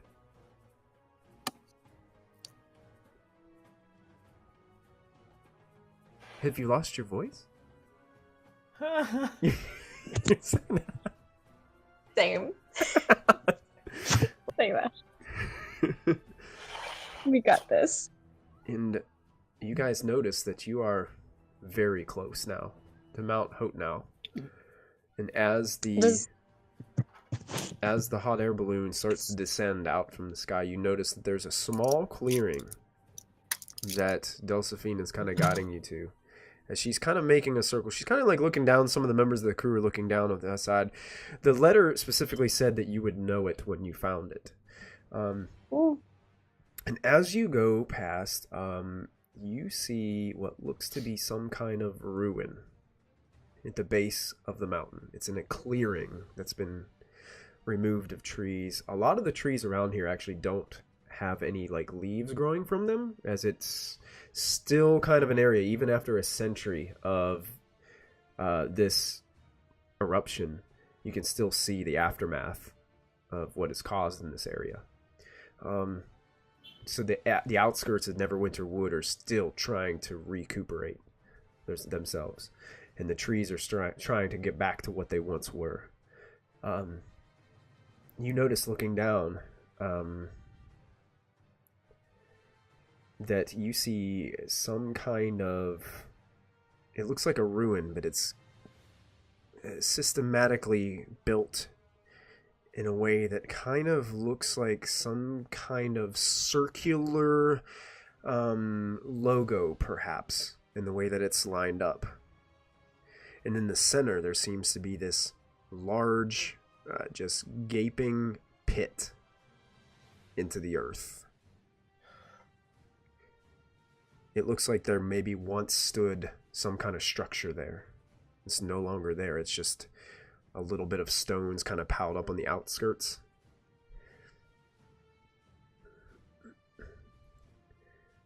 And then Delphine kind of points down. I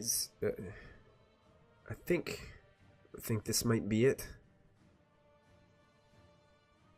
Would you like me to set it down? Set it down. Okay. She takes and kind of commands the crew, and they're able to gently set the hot air balloon next to this area in a small clearing, and you guys are on the ground. Will our cultist friends be joining us? Delphine kind of smiles and is like, I think it's best that we stayed with the ship, don't you think? You know, I feel like your Dragon Lord would really want you to just, prove yourself. Young Diana, that was not part of our contract. But nice try. Delphine's like, but wouldn't you want us to have it ready in case, things did go south? Can you spare I'd rather have more swords. She looks at you, Diana, and she's just like, please be careful. I wink at her. What's the weather like down here?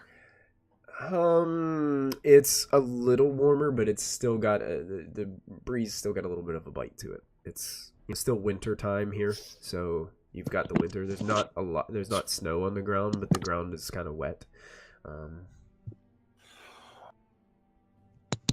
Molfin sort of goes over to the back section of the boat, to the ship by himself. Starts, again, keeping his robes and everything on. Starts fighting and taking off his leather armor. Taking off the leather armor? Why are you doing that? Yeah. Okay. Ooh, before we taking go the pants in over the side. Just chucking them. Chucking them? Oh my. Yep. His leather breeches are just floating down. Onto the ground. Oh, I don't understand what's going on there. Before we go in, I would like to cast Aid on everybody. Its duration is 8 hours. It's non-concentration. Oh. And you all get 5 extra points of health. Nice. Yeah. Everybody, as you all feel the blessing of Ilmater come upon the party, you guys each gain 5 temporary hit points for 8 hours. I read that. Is that the only thing that does? What was it? Is that the only thing that does?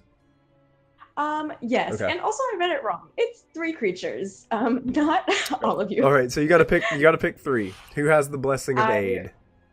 I pick Callista, Molfin, and Ashlyn are tanks. Very sorry. Okay. Go ahead and add the 5 temporary Diana to Ashlyn's character sheet if you can. Okay. And while Diana's doing this, Molfin goes in as his leather pants are sailing down through the air, pulls out a tiny piece of cured leather out of his pocket and starts muttering to himself as he casts mage armor. All right. Excellent. Wow. So, Molfin, you feel the protection of your arcane magical knowledge kind of surround you, giving you that extra layer, that extra benefit. Okay, where is my...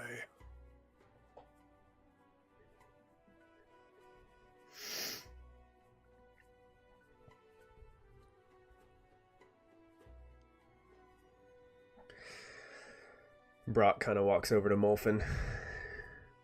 So, now that you got naked, are you ready, old man? Just had to remove the leather breeches in order to... I find that my magic protects me better than any of that will. Let's It is hope. so much nicer with the breeze. I prefer... Great. I'm going to be honest, I prefer to wear my pants. Just, Is that what you do with pants? You wear them, right? Yes. just prevent me from going foot over head. Well, that is a show nobody here wants to see. So Brock's in charge of like accidental flashing duty. It's okay, everybody. It's okay. I got this. I can take care of the old man. This is a job I can do.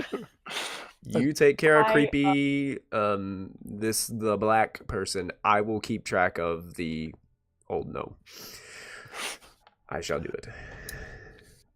And with that, Molfin looks around and at the group and just says, I will be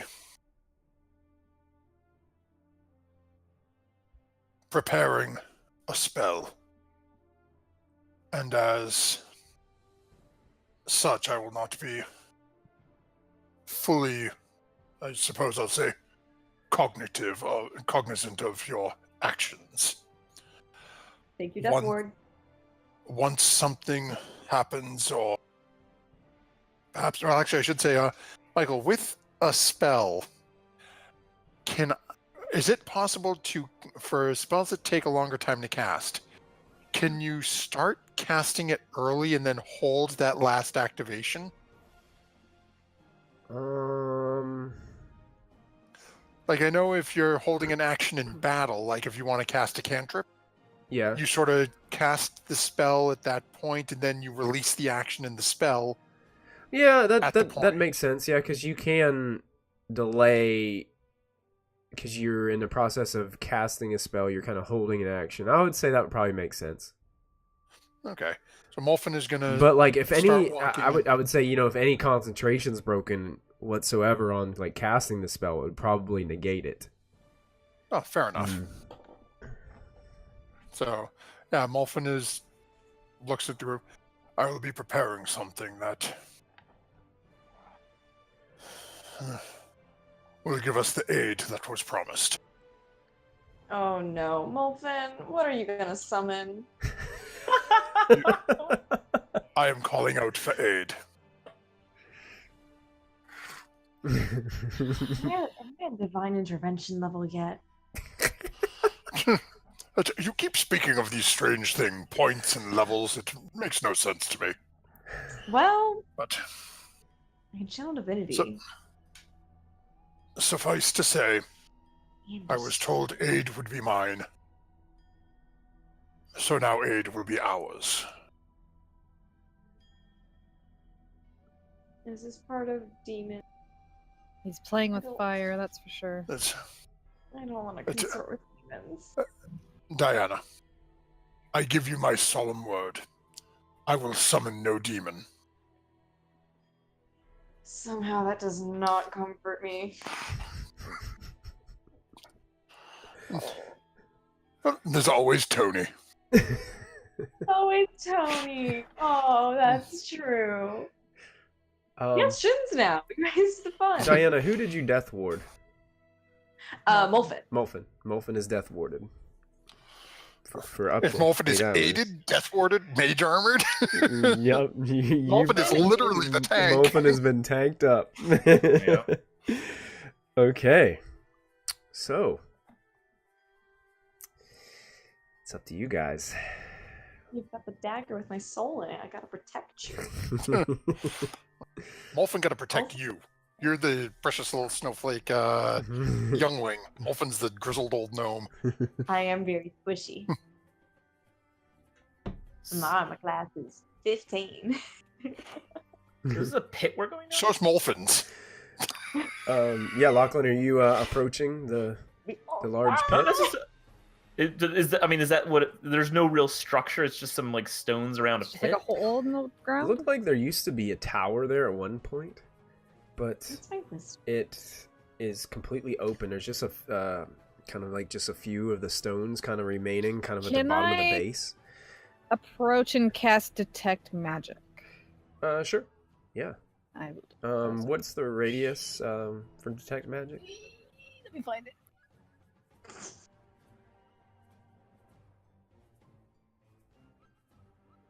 30 feet. Okay, 30 feet.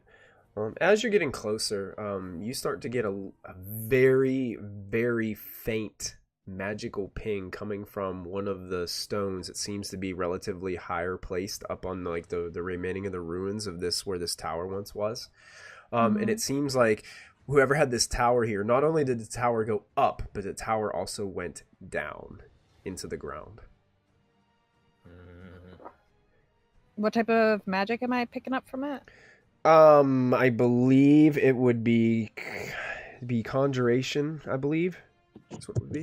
But it's very faint. Super, super faint. And you can actually pinpoint the exact location of where it's coming from on the towers you get close. And as you kind of get a little bit closer, you can see there is actually what looks like a logo chiseled into the stone. And as you kind of reach up, you kind of brush some of the soot and ash and dirt away from it. You read the words in some of the runes that are around the logo, and it reads, Arcane Brotherhood.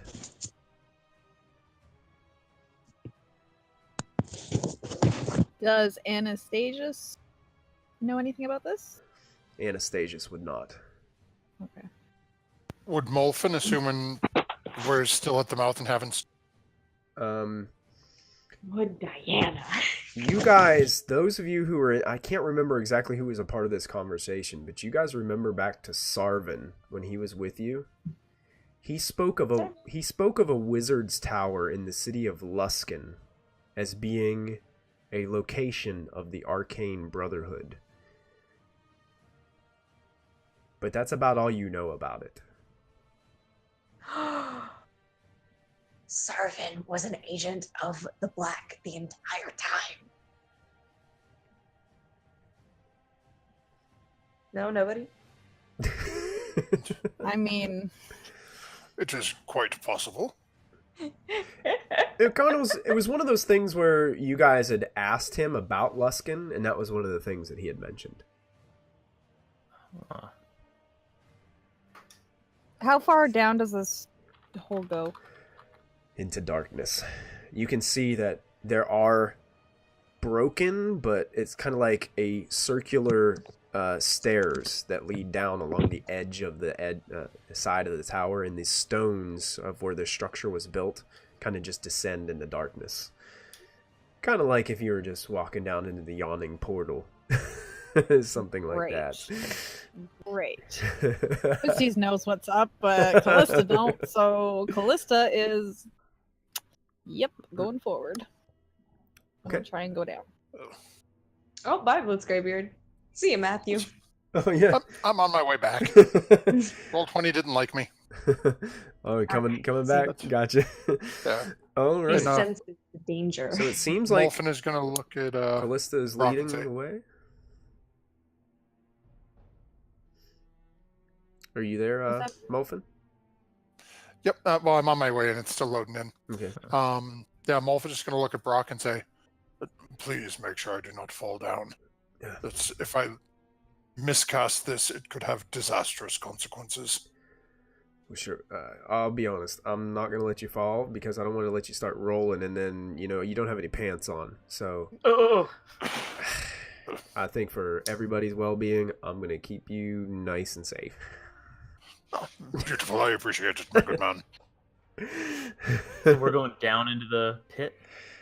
That's what Callista's starting to go down the stairs that wrap around. There's not really a railing, so like the inside is just kind of like open. It's like, you guys are walking around this circle on the outside of this stone structure. Before it runs out, because it lasts 10 minutes, I'm picking up any magic if I go down? As you get closer to the bottom, you start to feel the presence of magic. An extensive amount of magic. What kind? Or all kinds? You're just getting so many thrown at you right now, you can't even... No. This place is extremely magical in nature. It seems like possibly the tower part that was above the ground was kind of just for show. And a lot of what happened underneath the ground perhaps is where the arcane magic was explored. How deep is it? Yeah, how far down does it? That's gonna dictate. You go. That's what she said. you guys go. I would say probably about 200 feet down. Wow. We could jump. And it's actually pitch black, so Brock is having a hard time seeing. Okay. But he's still holding on to Molfin the best that he can. Because I don't think any of you casted light or... No. Molfin could, but he's lost in his own little world. I'm not gonna waste a spell. It's a cantrip. It's a cantrip. Yeah, it is a cantrip. Wait. I would say, like, my hands were lit, sure. Okay. Oh, so you're lighting up your hands. And, light. okay. Yeah, you cast light on the end of yeah. end of your mace, and you guys are kind of walking down. Brock. That announce our entrance? Well, that's why I was just gonna do my hands so I could dim the fire and just do, like, for Brock and Molfin's sake. No, I'm all I could bust see in there. perfectly well if I was paying attention. I'm staying behind everybody stealthing. And it's about this time that just this cold feeling just rushes across to all of you. One that just like kind of like freezes even to the depths of every single one of your bones. And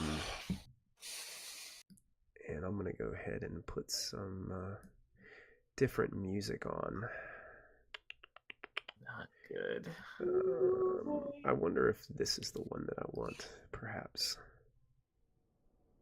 I would have, if I felt the magic, I would have wanted to back up and stop everybody from going the 30 feet to get to the magic point. Okay.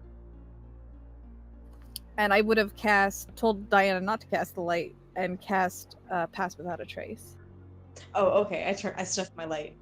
Okay. Callista, about this time you start to see the end of the stairwell.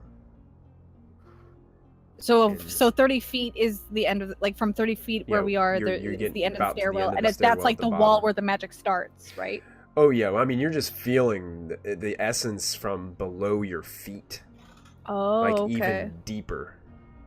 So even below the stairs. Even below the stairs. Okay. Yeah, because like once she started feeling that wave of like just magical energy on her radar sense, she would have stopped everybody. Maybe backed up like 5 feet out of the radius just to back everybody up, then pass without a trace, and then go forward knowing that all of that's magical. Right. Molfin, what is your when you raise your dead, is that conjuration magic? No, that's necromancy. That's it. Oh, just strictly necromancy. Gotcha. Yeah, you're feeling strong necromantic. Great. Energies. Okay. There are other magics present, but that seems but that's to the be most prominent. The most prominent, yes. Okay. So I'm going to get ready to take you guys over to a map, but you guys come down to the bottom, and Callista, you're standing in front of a massive set of doors. And the doors look like they are covered in soot and black ash, but you can also see that there are some embossed things into the door, and it appears to be symbols of it's actually a king on a throne, and it's like he's kind of like split right through the middle of the door. He's sitting on the throne, and there are 3 young looking women on either side of him. Do I recognize any of them from the vision?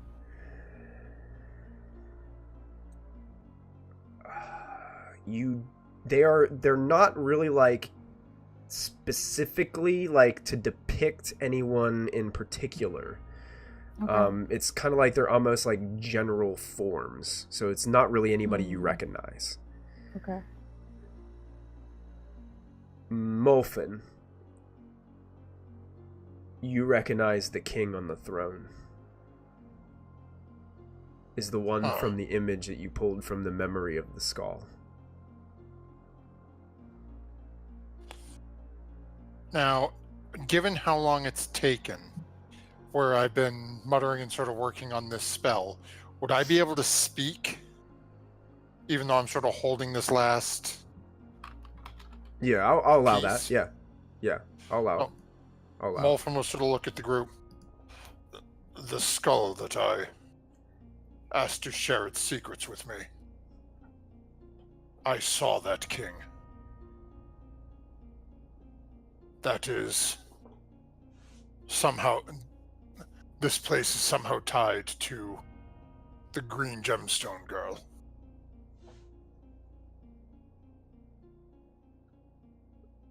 Okay. What was her name? Aurelia. Oriel?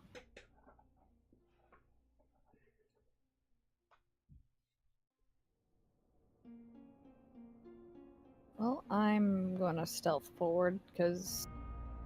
Yep, I'm going first. Okay. I will quickly follow after. I'm sure Ashlyn Trying to would be follow. last. Callista, Well, are yeah. you opening the door? Is it a door? Yeah, it's 2 large doors, like with this embossed image in it.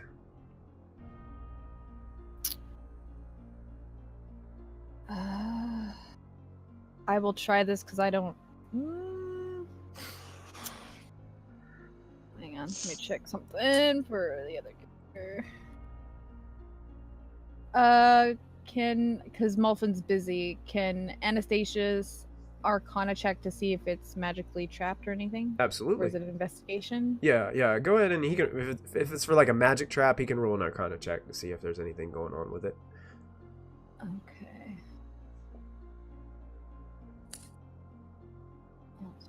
Very good. He doesn't think so.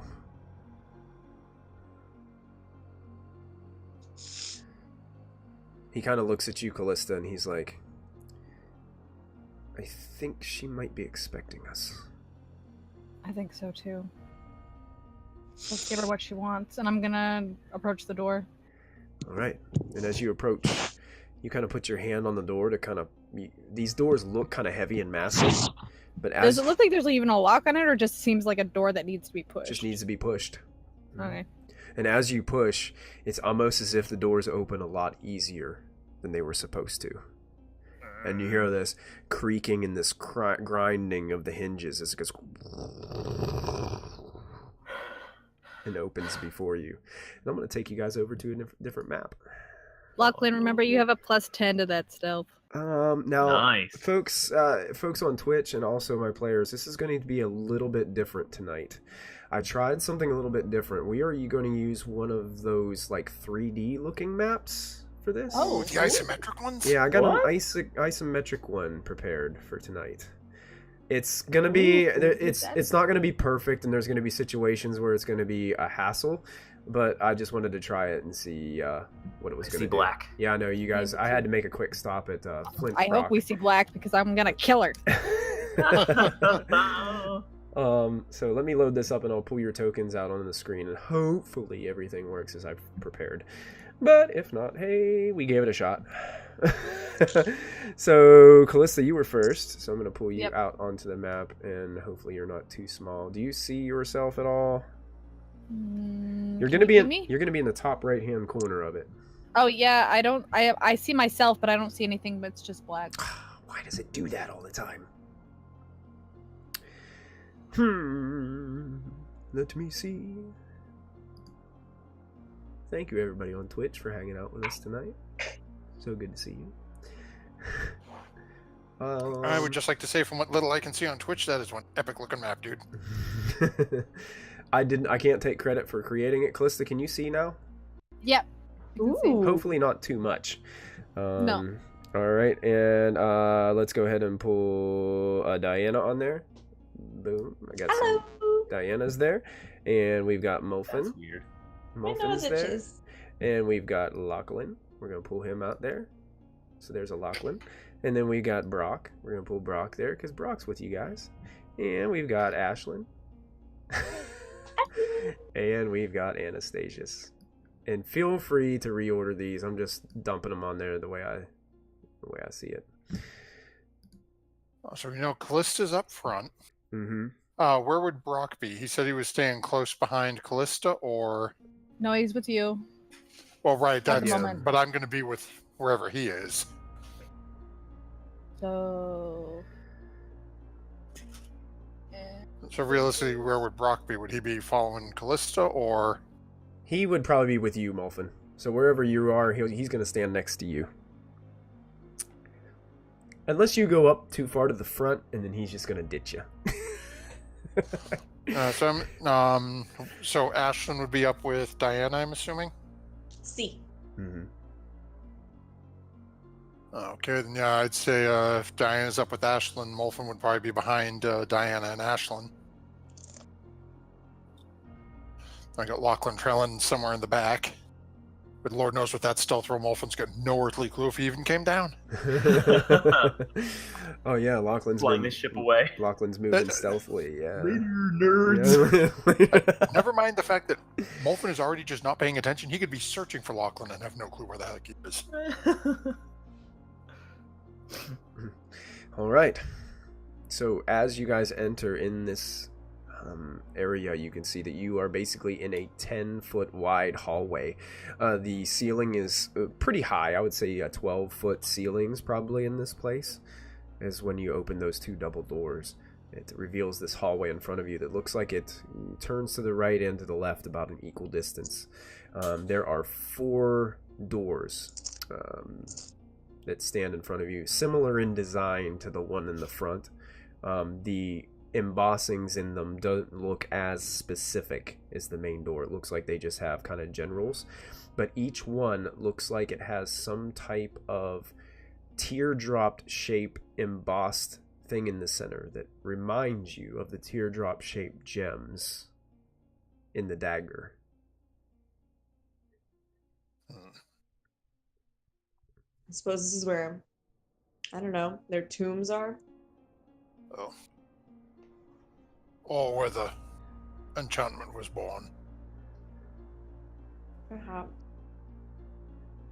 So we follow Callista and have her lead us to this person so we can get this dealt with.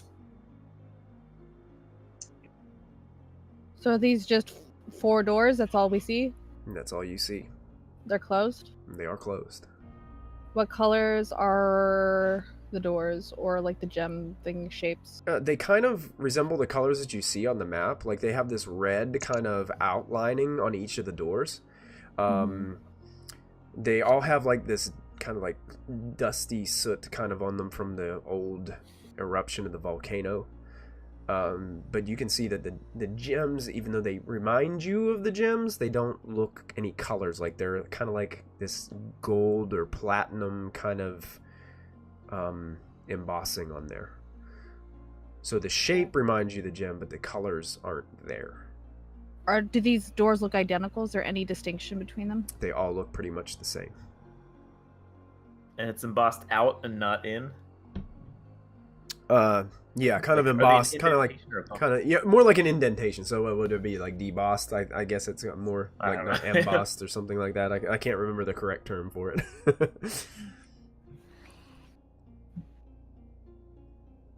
Okay, I'm just going to the first door because I don't know. Okay. Yeah. What would you like to do?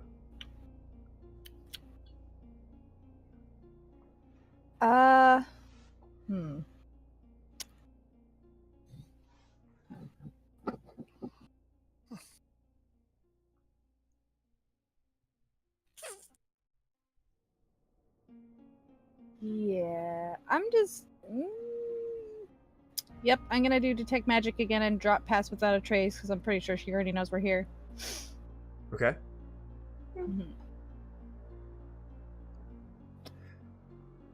And as you, I'm getting any indication between the doors.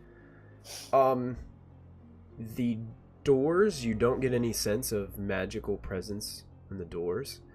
In the room to your left, you're getting multiple magical pings coming from the room to, it'd be where Callista's standing, it'd be to her left. So the first door to the kind of like the south on the map.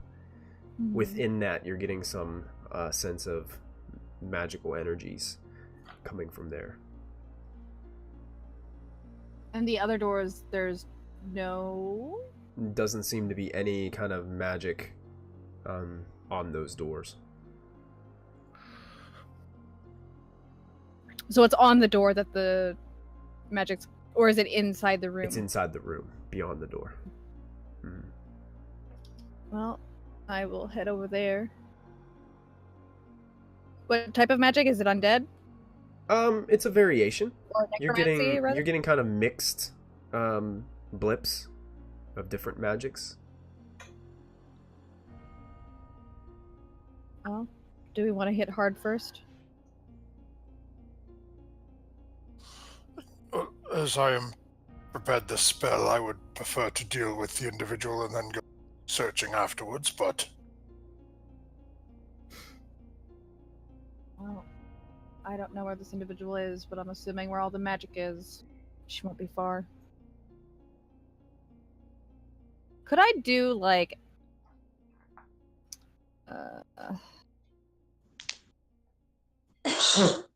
maybe intelligence or some sort of, like, insight to her when I saw her, where I think someone like this, with the way she's playing these games?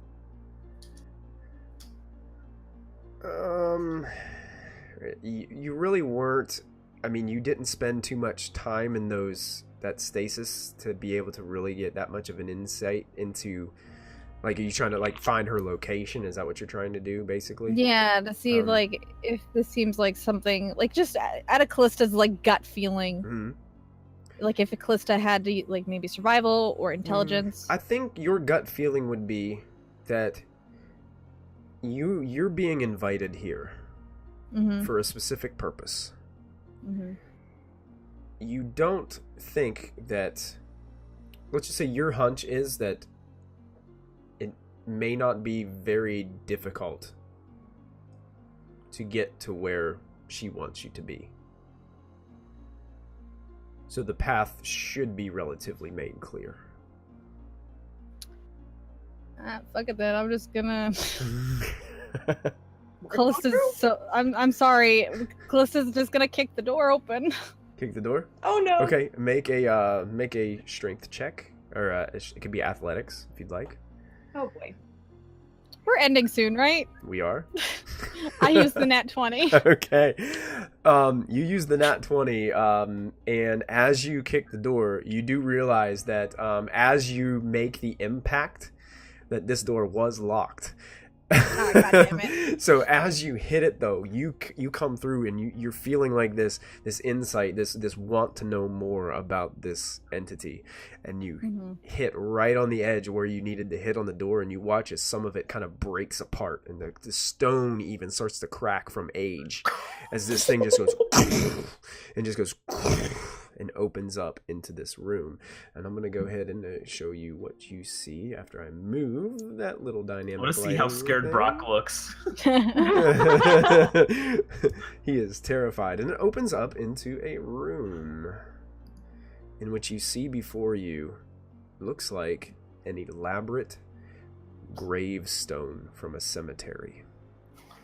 Oh no. And on both sides there are these large wooden chests that are elaborately decorated and designed.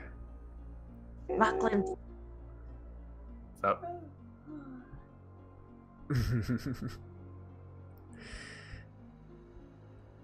And what type of magic is pinging from these 3 items? Like in terms, like it would be the necromancy on those, I guess. The magic is pinging from inside the chests. Oh, okay. Inside, not the actual chest. Inside. Lachlan, Yeah. got a job for you. Oh, it's still me. All right. I want to head up to the doorway Okay. next to Callista and conjure up the mage hand. Okay. Sure. Callista, which one first? Are they both equal with the magic? Or is one different than the other? The one on the left appears to have a little bit more in it. Do that one. All right. I guess I'll guide the mage hand over and just kind of like test the chest a little bit to see if it feels like it's locked. The mage hand goes over and you see it kind of like this magical hand kind of just brushing up against the chest, and then it turns upside down and goes to reach, and it just doesn't seem to be able to open it. Just seems like it's locked. Okay, definitely locked. Are we ready for this? We're never gonna be ready, so let's just do it. Can Alright, I I'm gonna investigate the grave real quick? Investigate the grave. I just wanted to see what it looked like. Okay, as you go in, you take a closer look. Whose name is on it? King Valorian. Never mind. Lachlan, open the case. Well, now let's be careful. I mean, if I mess this up, who knows? The chest could blow up everything in the room. Are we? Yeah, I'm standing just in the doorway. Oh yeah. Yeah. Same. Do we need to study anything about this this grave? I mean, are we looting like a king's tomb? Is that what we're doing? No. I'm opening feeling whatever we need to get to her is in here, so Exactly. Right. you'll know it when you find it, and I think I found it. Can I investigate the chest to see if there are any traps? Sure. Make an investigation check. Sure. We're all suddenly super suspicious. Yeah. It's hard to tell. Definitely good. Stand back and try to mage hand pick it. All right. Go ahead and make your check to pick the lock. Oh, jeez. Yeah, the mage hand is holding some thieves' tools and trying to work its magic through the lock, and all of a sudden you see it stumble a little bit and drop one of the thieves' tools down on the ground, and it the mage hand stops and almost looks like it's like looking towards you, Lachlan, then back down, then back up at you. It's like I think there are ancient magics protecting this chest. I don't think we're gonna be able to get in there. Unless you want to kick it, Callista. I'll kick something else. Why don't you try it yourself? The way Christy popped back into frame. You mean like me go in there with my hands? My real hands? Well, isn't that how you learned to pick locks? Yeah, but not in tombs of ancient kings filled with magic. This is like picking somebody's safe. I do it myself, but I don't know how. Well, now's probably not the best time to learn, so, Diana, get that spell ready! And I'm gonna go in with the hands and try to... I don't know which spell I was supposed to have ready. The one that will protect him when his hands get The one blown that'll off. bring me back to life when this chest blows up and tears me to pieces. Hey, anybody want to come help me? Maybe give me lights? I will use my flame to aid him. Okay. Just so you guys know, it doesn't bring back limbs, so you will come back limbless. And if that's the case, Lachlan, we shall call you Stumpy from now on. Oh no! That's a cool name. Stumpy Imagine from your Chet. name must be a really interesting guy. Alright, then I guess, am I able to, with my hands? Sanity Stinks says in chat, I disagree. There's no time like the present to learn how to pick locks. Love that. So yeah, I guess, how's this work? Like, am I able with my hands to try to give it a go, or? You can go ahead and try, sure. I will Alrighty. use my light. I don't know if that helps him, but Oh, yeah. Oh, wow. So, Lachlan, as you disperse your mage hand, you start to go down, and you're really seeping through to move the right pins inside this lock to get it to set. And all of a sudden, you hear the familiar click that you're used to hearing whenever you successfully unlock something, and it goes. I want to jump back and tumble. Right before you do that, as that click happens, what looks like these two metal manacles bust out of the side of the chest and grab a hold of your wrists. But inside the manacles are spikes on your wrists. oh, And they grab and grip both of your hands to the chest with these metal manacles. No. I'm going to roll for some damage here. Okay. I knew that it was what it was gonna be! You're going to take 15 points of piercing damage and an additional 10 points of poison damage. No! And you are currently restrained to the chest. Help! And ladies and gentlemen, that's where we're going to end tonight's episode. I wasn't supposed to. But why was I supposed to be you look at Quill like this is your fault. As Lachlan is now attached aggressively to this chest that he just forever. You're gonna find my bones in a century. Wow. Well, thank you guys so much for tuning in tonight. Man, we've got a lot of theories going in Twitch chat tonight. Everybody's been kind of Ooh, I want to read them. everybody's thinking they're trying to throw out what they think might be lurking down here in the depths of this abandoned old tower that's sunken into the ground. Well, that was exciting. This is fine. Can I just? Yeah, I'll just light everything on fire. It's fine. It's a little bit, No, a little bit of the both of the Sanity Stinks. He's like, is he attached aggressively to the chest, or is the chest aggressively attached to him? Yeah. That's awesome. So that was awesome. Well, why don't we go ahead and give away a free Nat 20 since I'd say Lachlan. I say Lachlan gets the free Nat 20 for I the. needed to get out of there. He's gonna need it. 2, he's like, yeah, I hear that often when he says you're the least crazy of this group, the most sane one. Yes, I get that often. And he's gonna need it next week. That's true. I feel like there's just some saving throw he's gonna need to make. He's gonna need to make something. Jeez. Although I really liked the part where Diana got to meet the man himself in her That was memories. cute. That's pretty. That was adorable. That was a pretty awesome I just moment. play that. I've been waiting for the right moment for the longest time on when she would actually get to meet, her deity and actually get to communicate and find a way.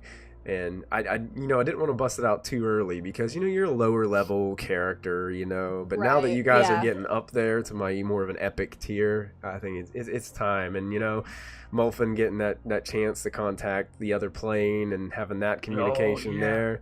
And I Even the balance. had no idea he was going to ask that thing about Callista too, and I had to just that was Fly it. I just went with it. So Yeah, that's I great. know. I was like, Matthew, you. Give Michael some prep because that was Christy's imagination, not Michael's. God damn it! I was so hard to not like start laughing when you brought you threw me off. I didn't think you were coming to tell me about your vision. I thought you were just gonna tell me about the questions you were asking, and then you start talking about halfling and then calling her crazy, and I'm like. Yeah, if you guys, Twitch viewers, if you have no idea what that conversation was about, you got to go back a couple weeks and watch Christy's one shot that she ran with, where she brought all the campaigns together. We decided that actually did happen for Molfin, and that is canon. So that is what his character is talking to Callista about and what his questions were. So if you get a chance to watch that, it was really cool. So and remember, Michael said it's canon, which means Noah's a coward. Just saying. Noah was traumatized. He was stoned, and then his girlfriend / fiance is stoned, so he's allowed to be a little bit scaredy boy. Oh, it's a Tyrannosaurus. It's a demon. I'm gonna run away. You were also a rainbow T-Rex. Keep that in mind. Hey. What can I say? Molfin's proud. It's canon. All right, guys. Well, we've got a nat 20 to Lachlan for next week. So, Lachlan, remember next week. So, I wanted to ask you guys. I wanted to ask you guys before we stream, but we're all good to go for next Friday, right? Is it good? Because I know it's like I'm good. Thanking break for a lot of people. We already had our Thanksgiving. You good up there in Canada for Thanksgiving? Yeah, we're good. Indeed. All right. Cool. I just wanted to make sure. Hopefully, we've got Sarah back next week to join us. Yeah, considering she goes big news on Sunday, right? Yeah, Sundays, big Sunday. time, 7 p.m. Make sure you guys tune in to Curse of Strahd with DM Sarah, who plays Ashlyn here, and Solana on Monday nights. And, we've got so many shows going on, it would take me 20 minutes just to do all the announcements. True. So make sure you guys check out we've got our Twitter account, @ProfBonus. You can check out our schedule there. Also, whenever we go offline, the schedule should be posted up there, and it's also posted down below our video feed. So make sure you check out all that we got going on. Is there anything else that we need to announce or throw out there before we head off for the night, guys? Just make sure you swing by Monday. Mystic Hour is up in the air at the moment. Oh, for Thursday? Sorry. Yeah. Gotcha. There's a possibility of us doing something. Dale might have some ideas, but we'll see what happens. Because I know most of the people watching and people playing are Americans and have Thanksgiving. So we'll see. Mm-hmm. And make sure you tune in on Monday as we left with our wizard being swallowed by a massive froghemoth. Oh, yes. Oh, great. Yes, please tune in. That was an excellent episode. And it includes one of my favorite monsters, the froghemoth. Oh, I love that bloody thing. I love it, too. I can't wait to see. And it jumped out a la Jaws and swallowed that. and Lennon's expression was much like MG's tonight. it's like it just swallowed him, and that's the end of the episode. The chest just captured Lachlan, end of episode. It's gonna nice. So also, I wanted to make a quick announcement. Christy just reminded me that we will not have Delve and Dash this Thursday due to Thanksgiving break. So those of you that are kind of watching, we're not going to have Delve and Dash this week. We're going to skip to the following week. So and Mystic Hour is tentative. It's maybe at the moment. It's a good possibility we'll do it, but just in case, there's a possibility we won't. Okay. Yeah, just I will make the announcements on Twitter and keep posted. Yeah, definitely check it out on Twitter to make sure. God. With that. So. Amelia, come on, I love you. Molfin does not need new leather trousers. Molfin likes to be free. Any trousers would be nice. If you ever, Twitch viewers, if you ever find yourself leading a pantsless gnome down into an old abandoned tunnel, as you're holding on to him tightly so he doesn't roll down and flash everyone, make sure you add your proficiency bonus. and, oh, God. And get all your friends to check for traps for you. Properly. You guys have a great night. We'll see you next time. Have a good one. Bye. Till next week. Till Monday.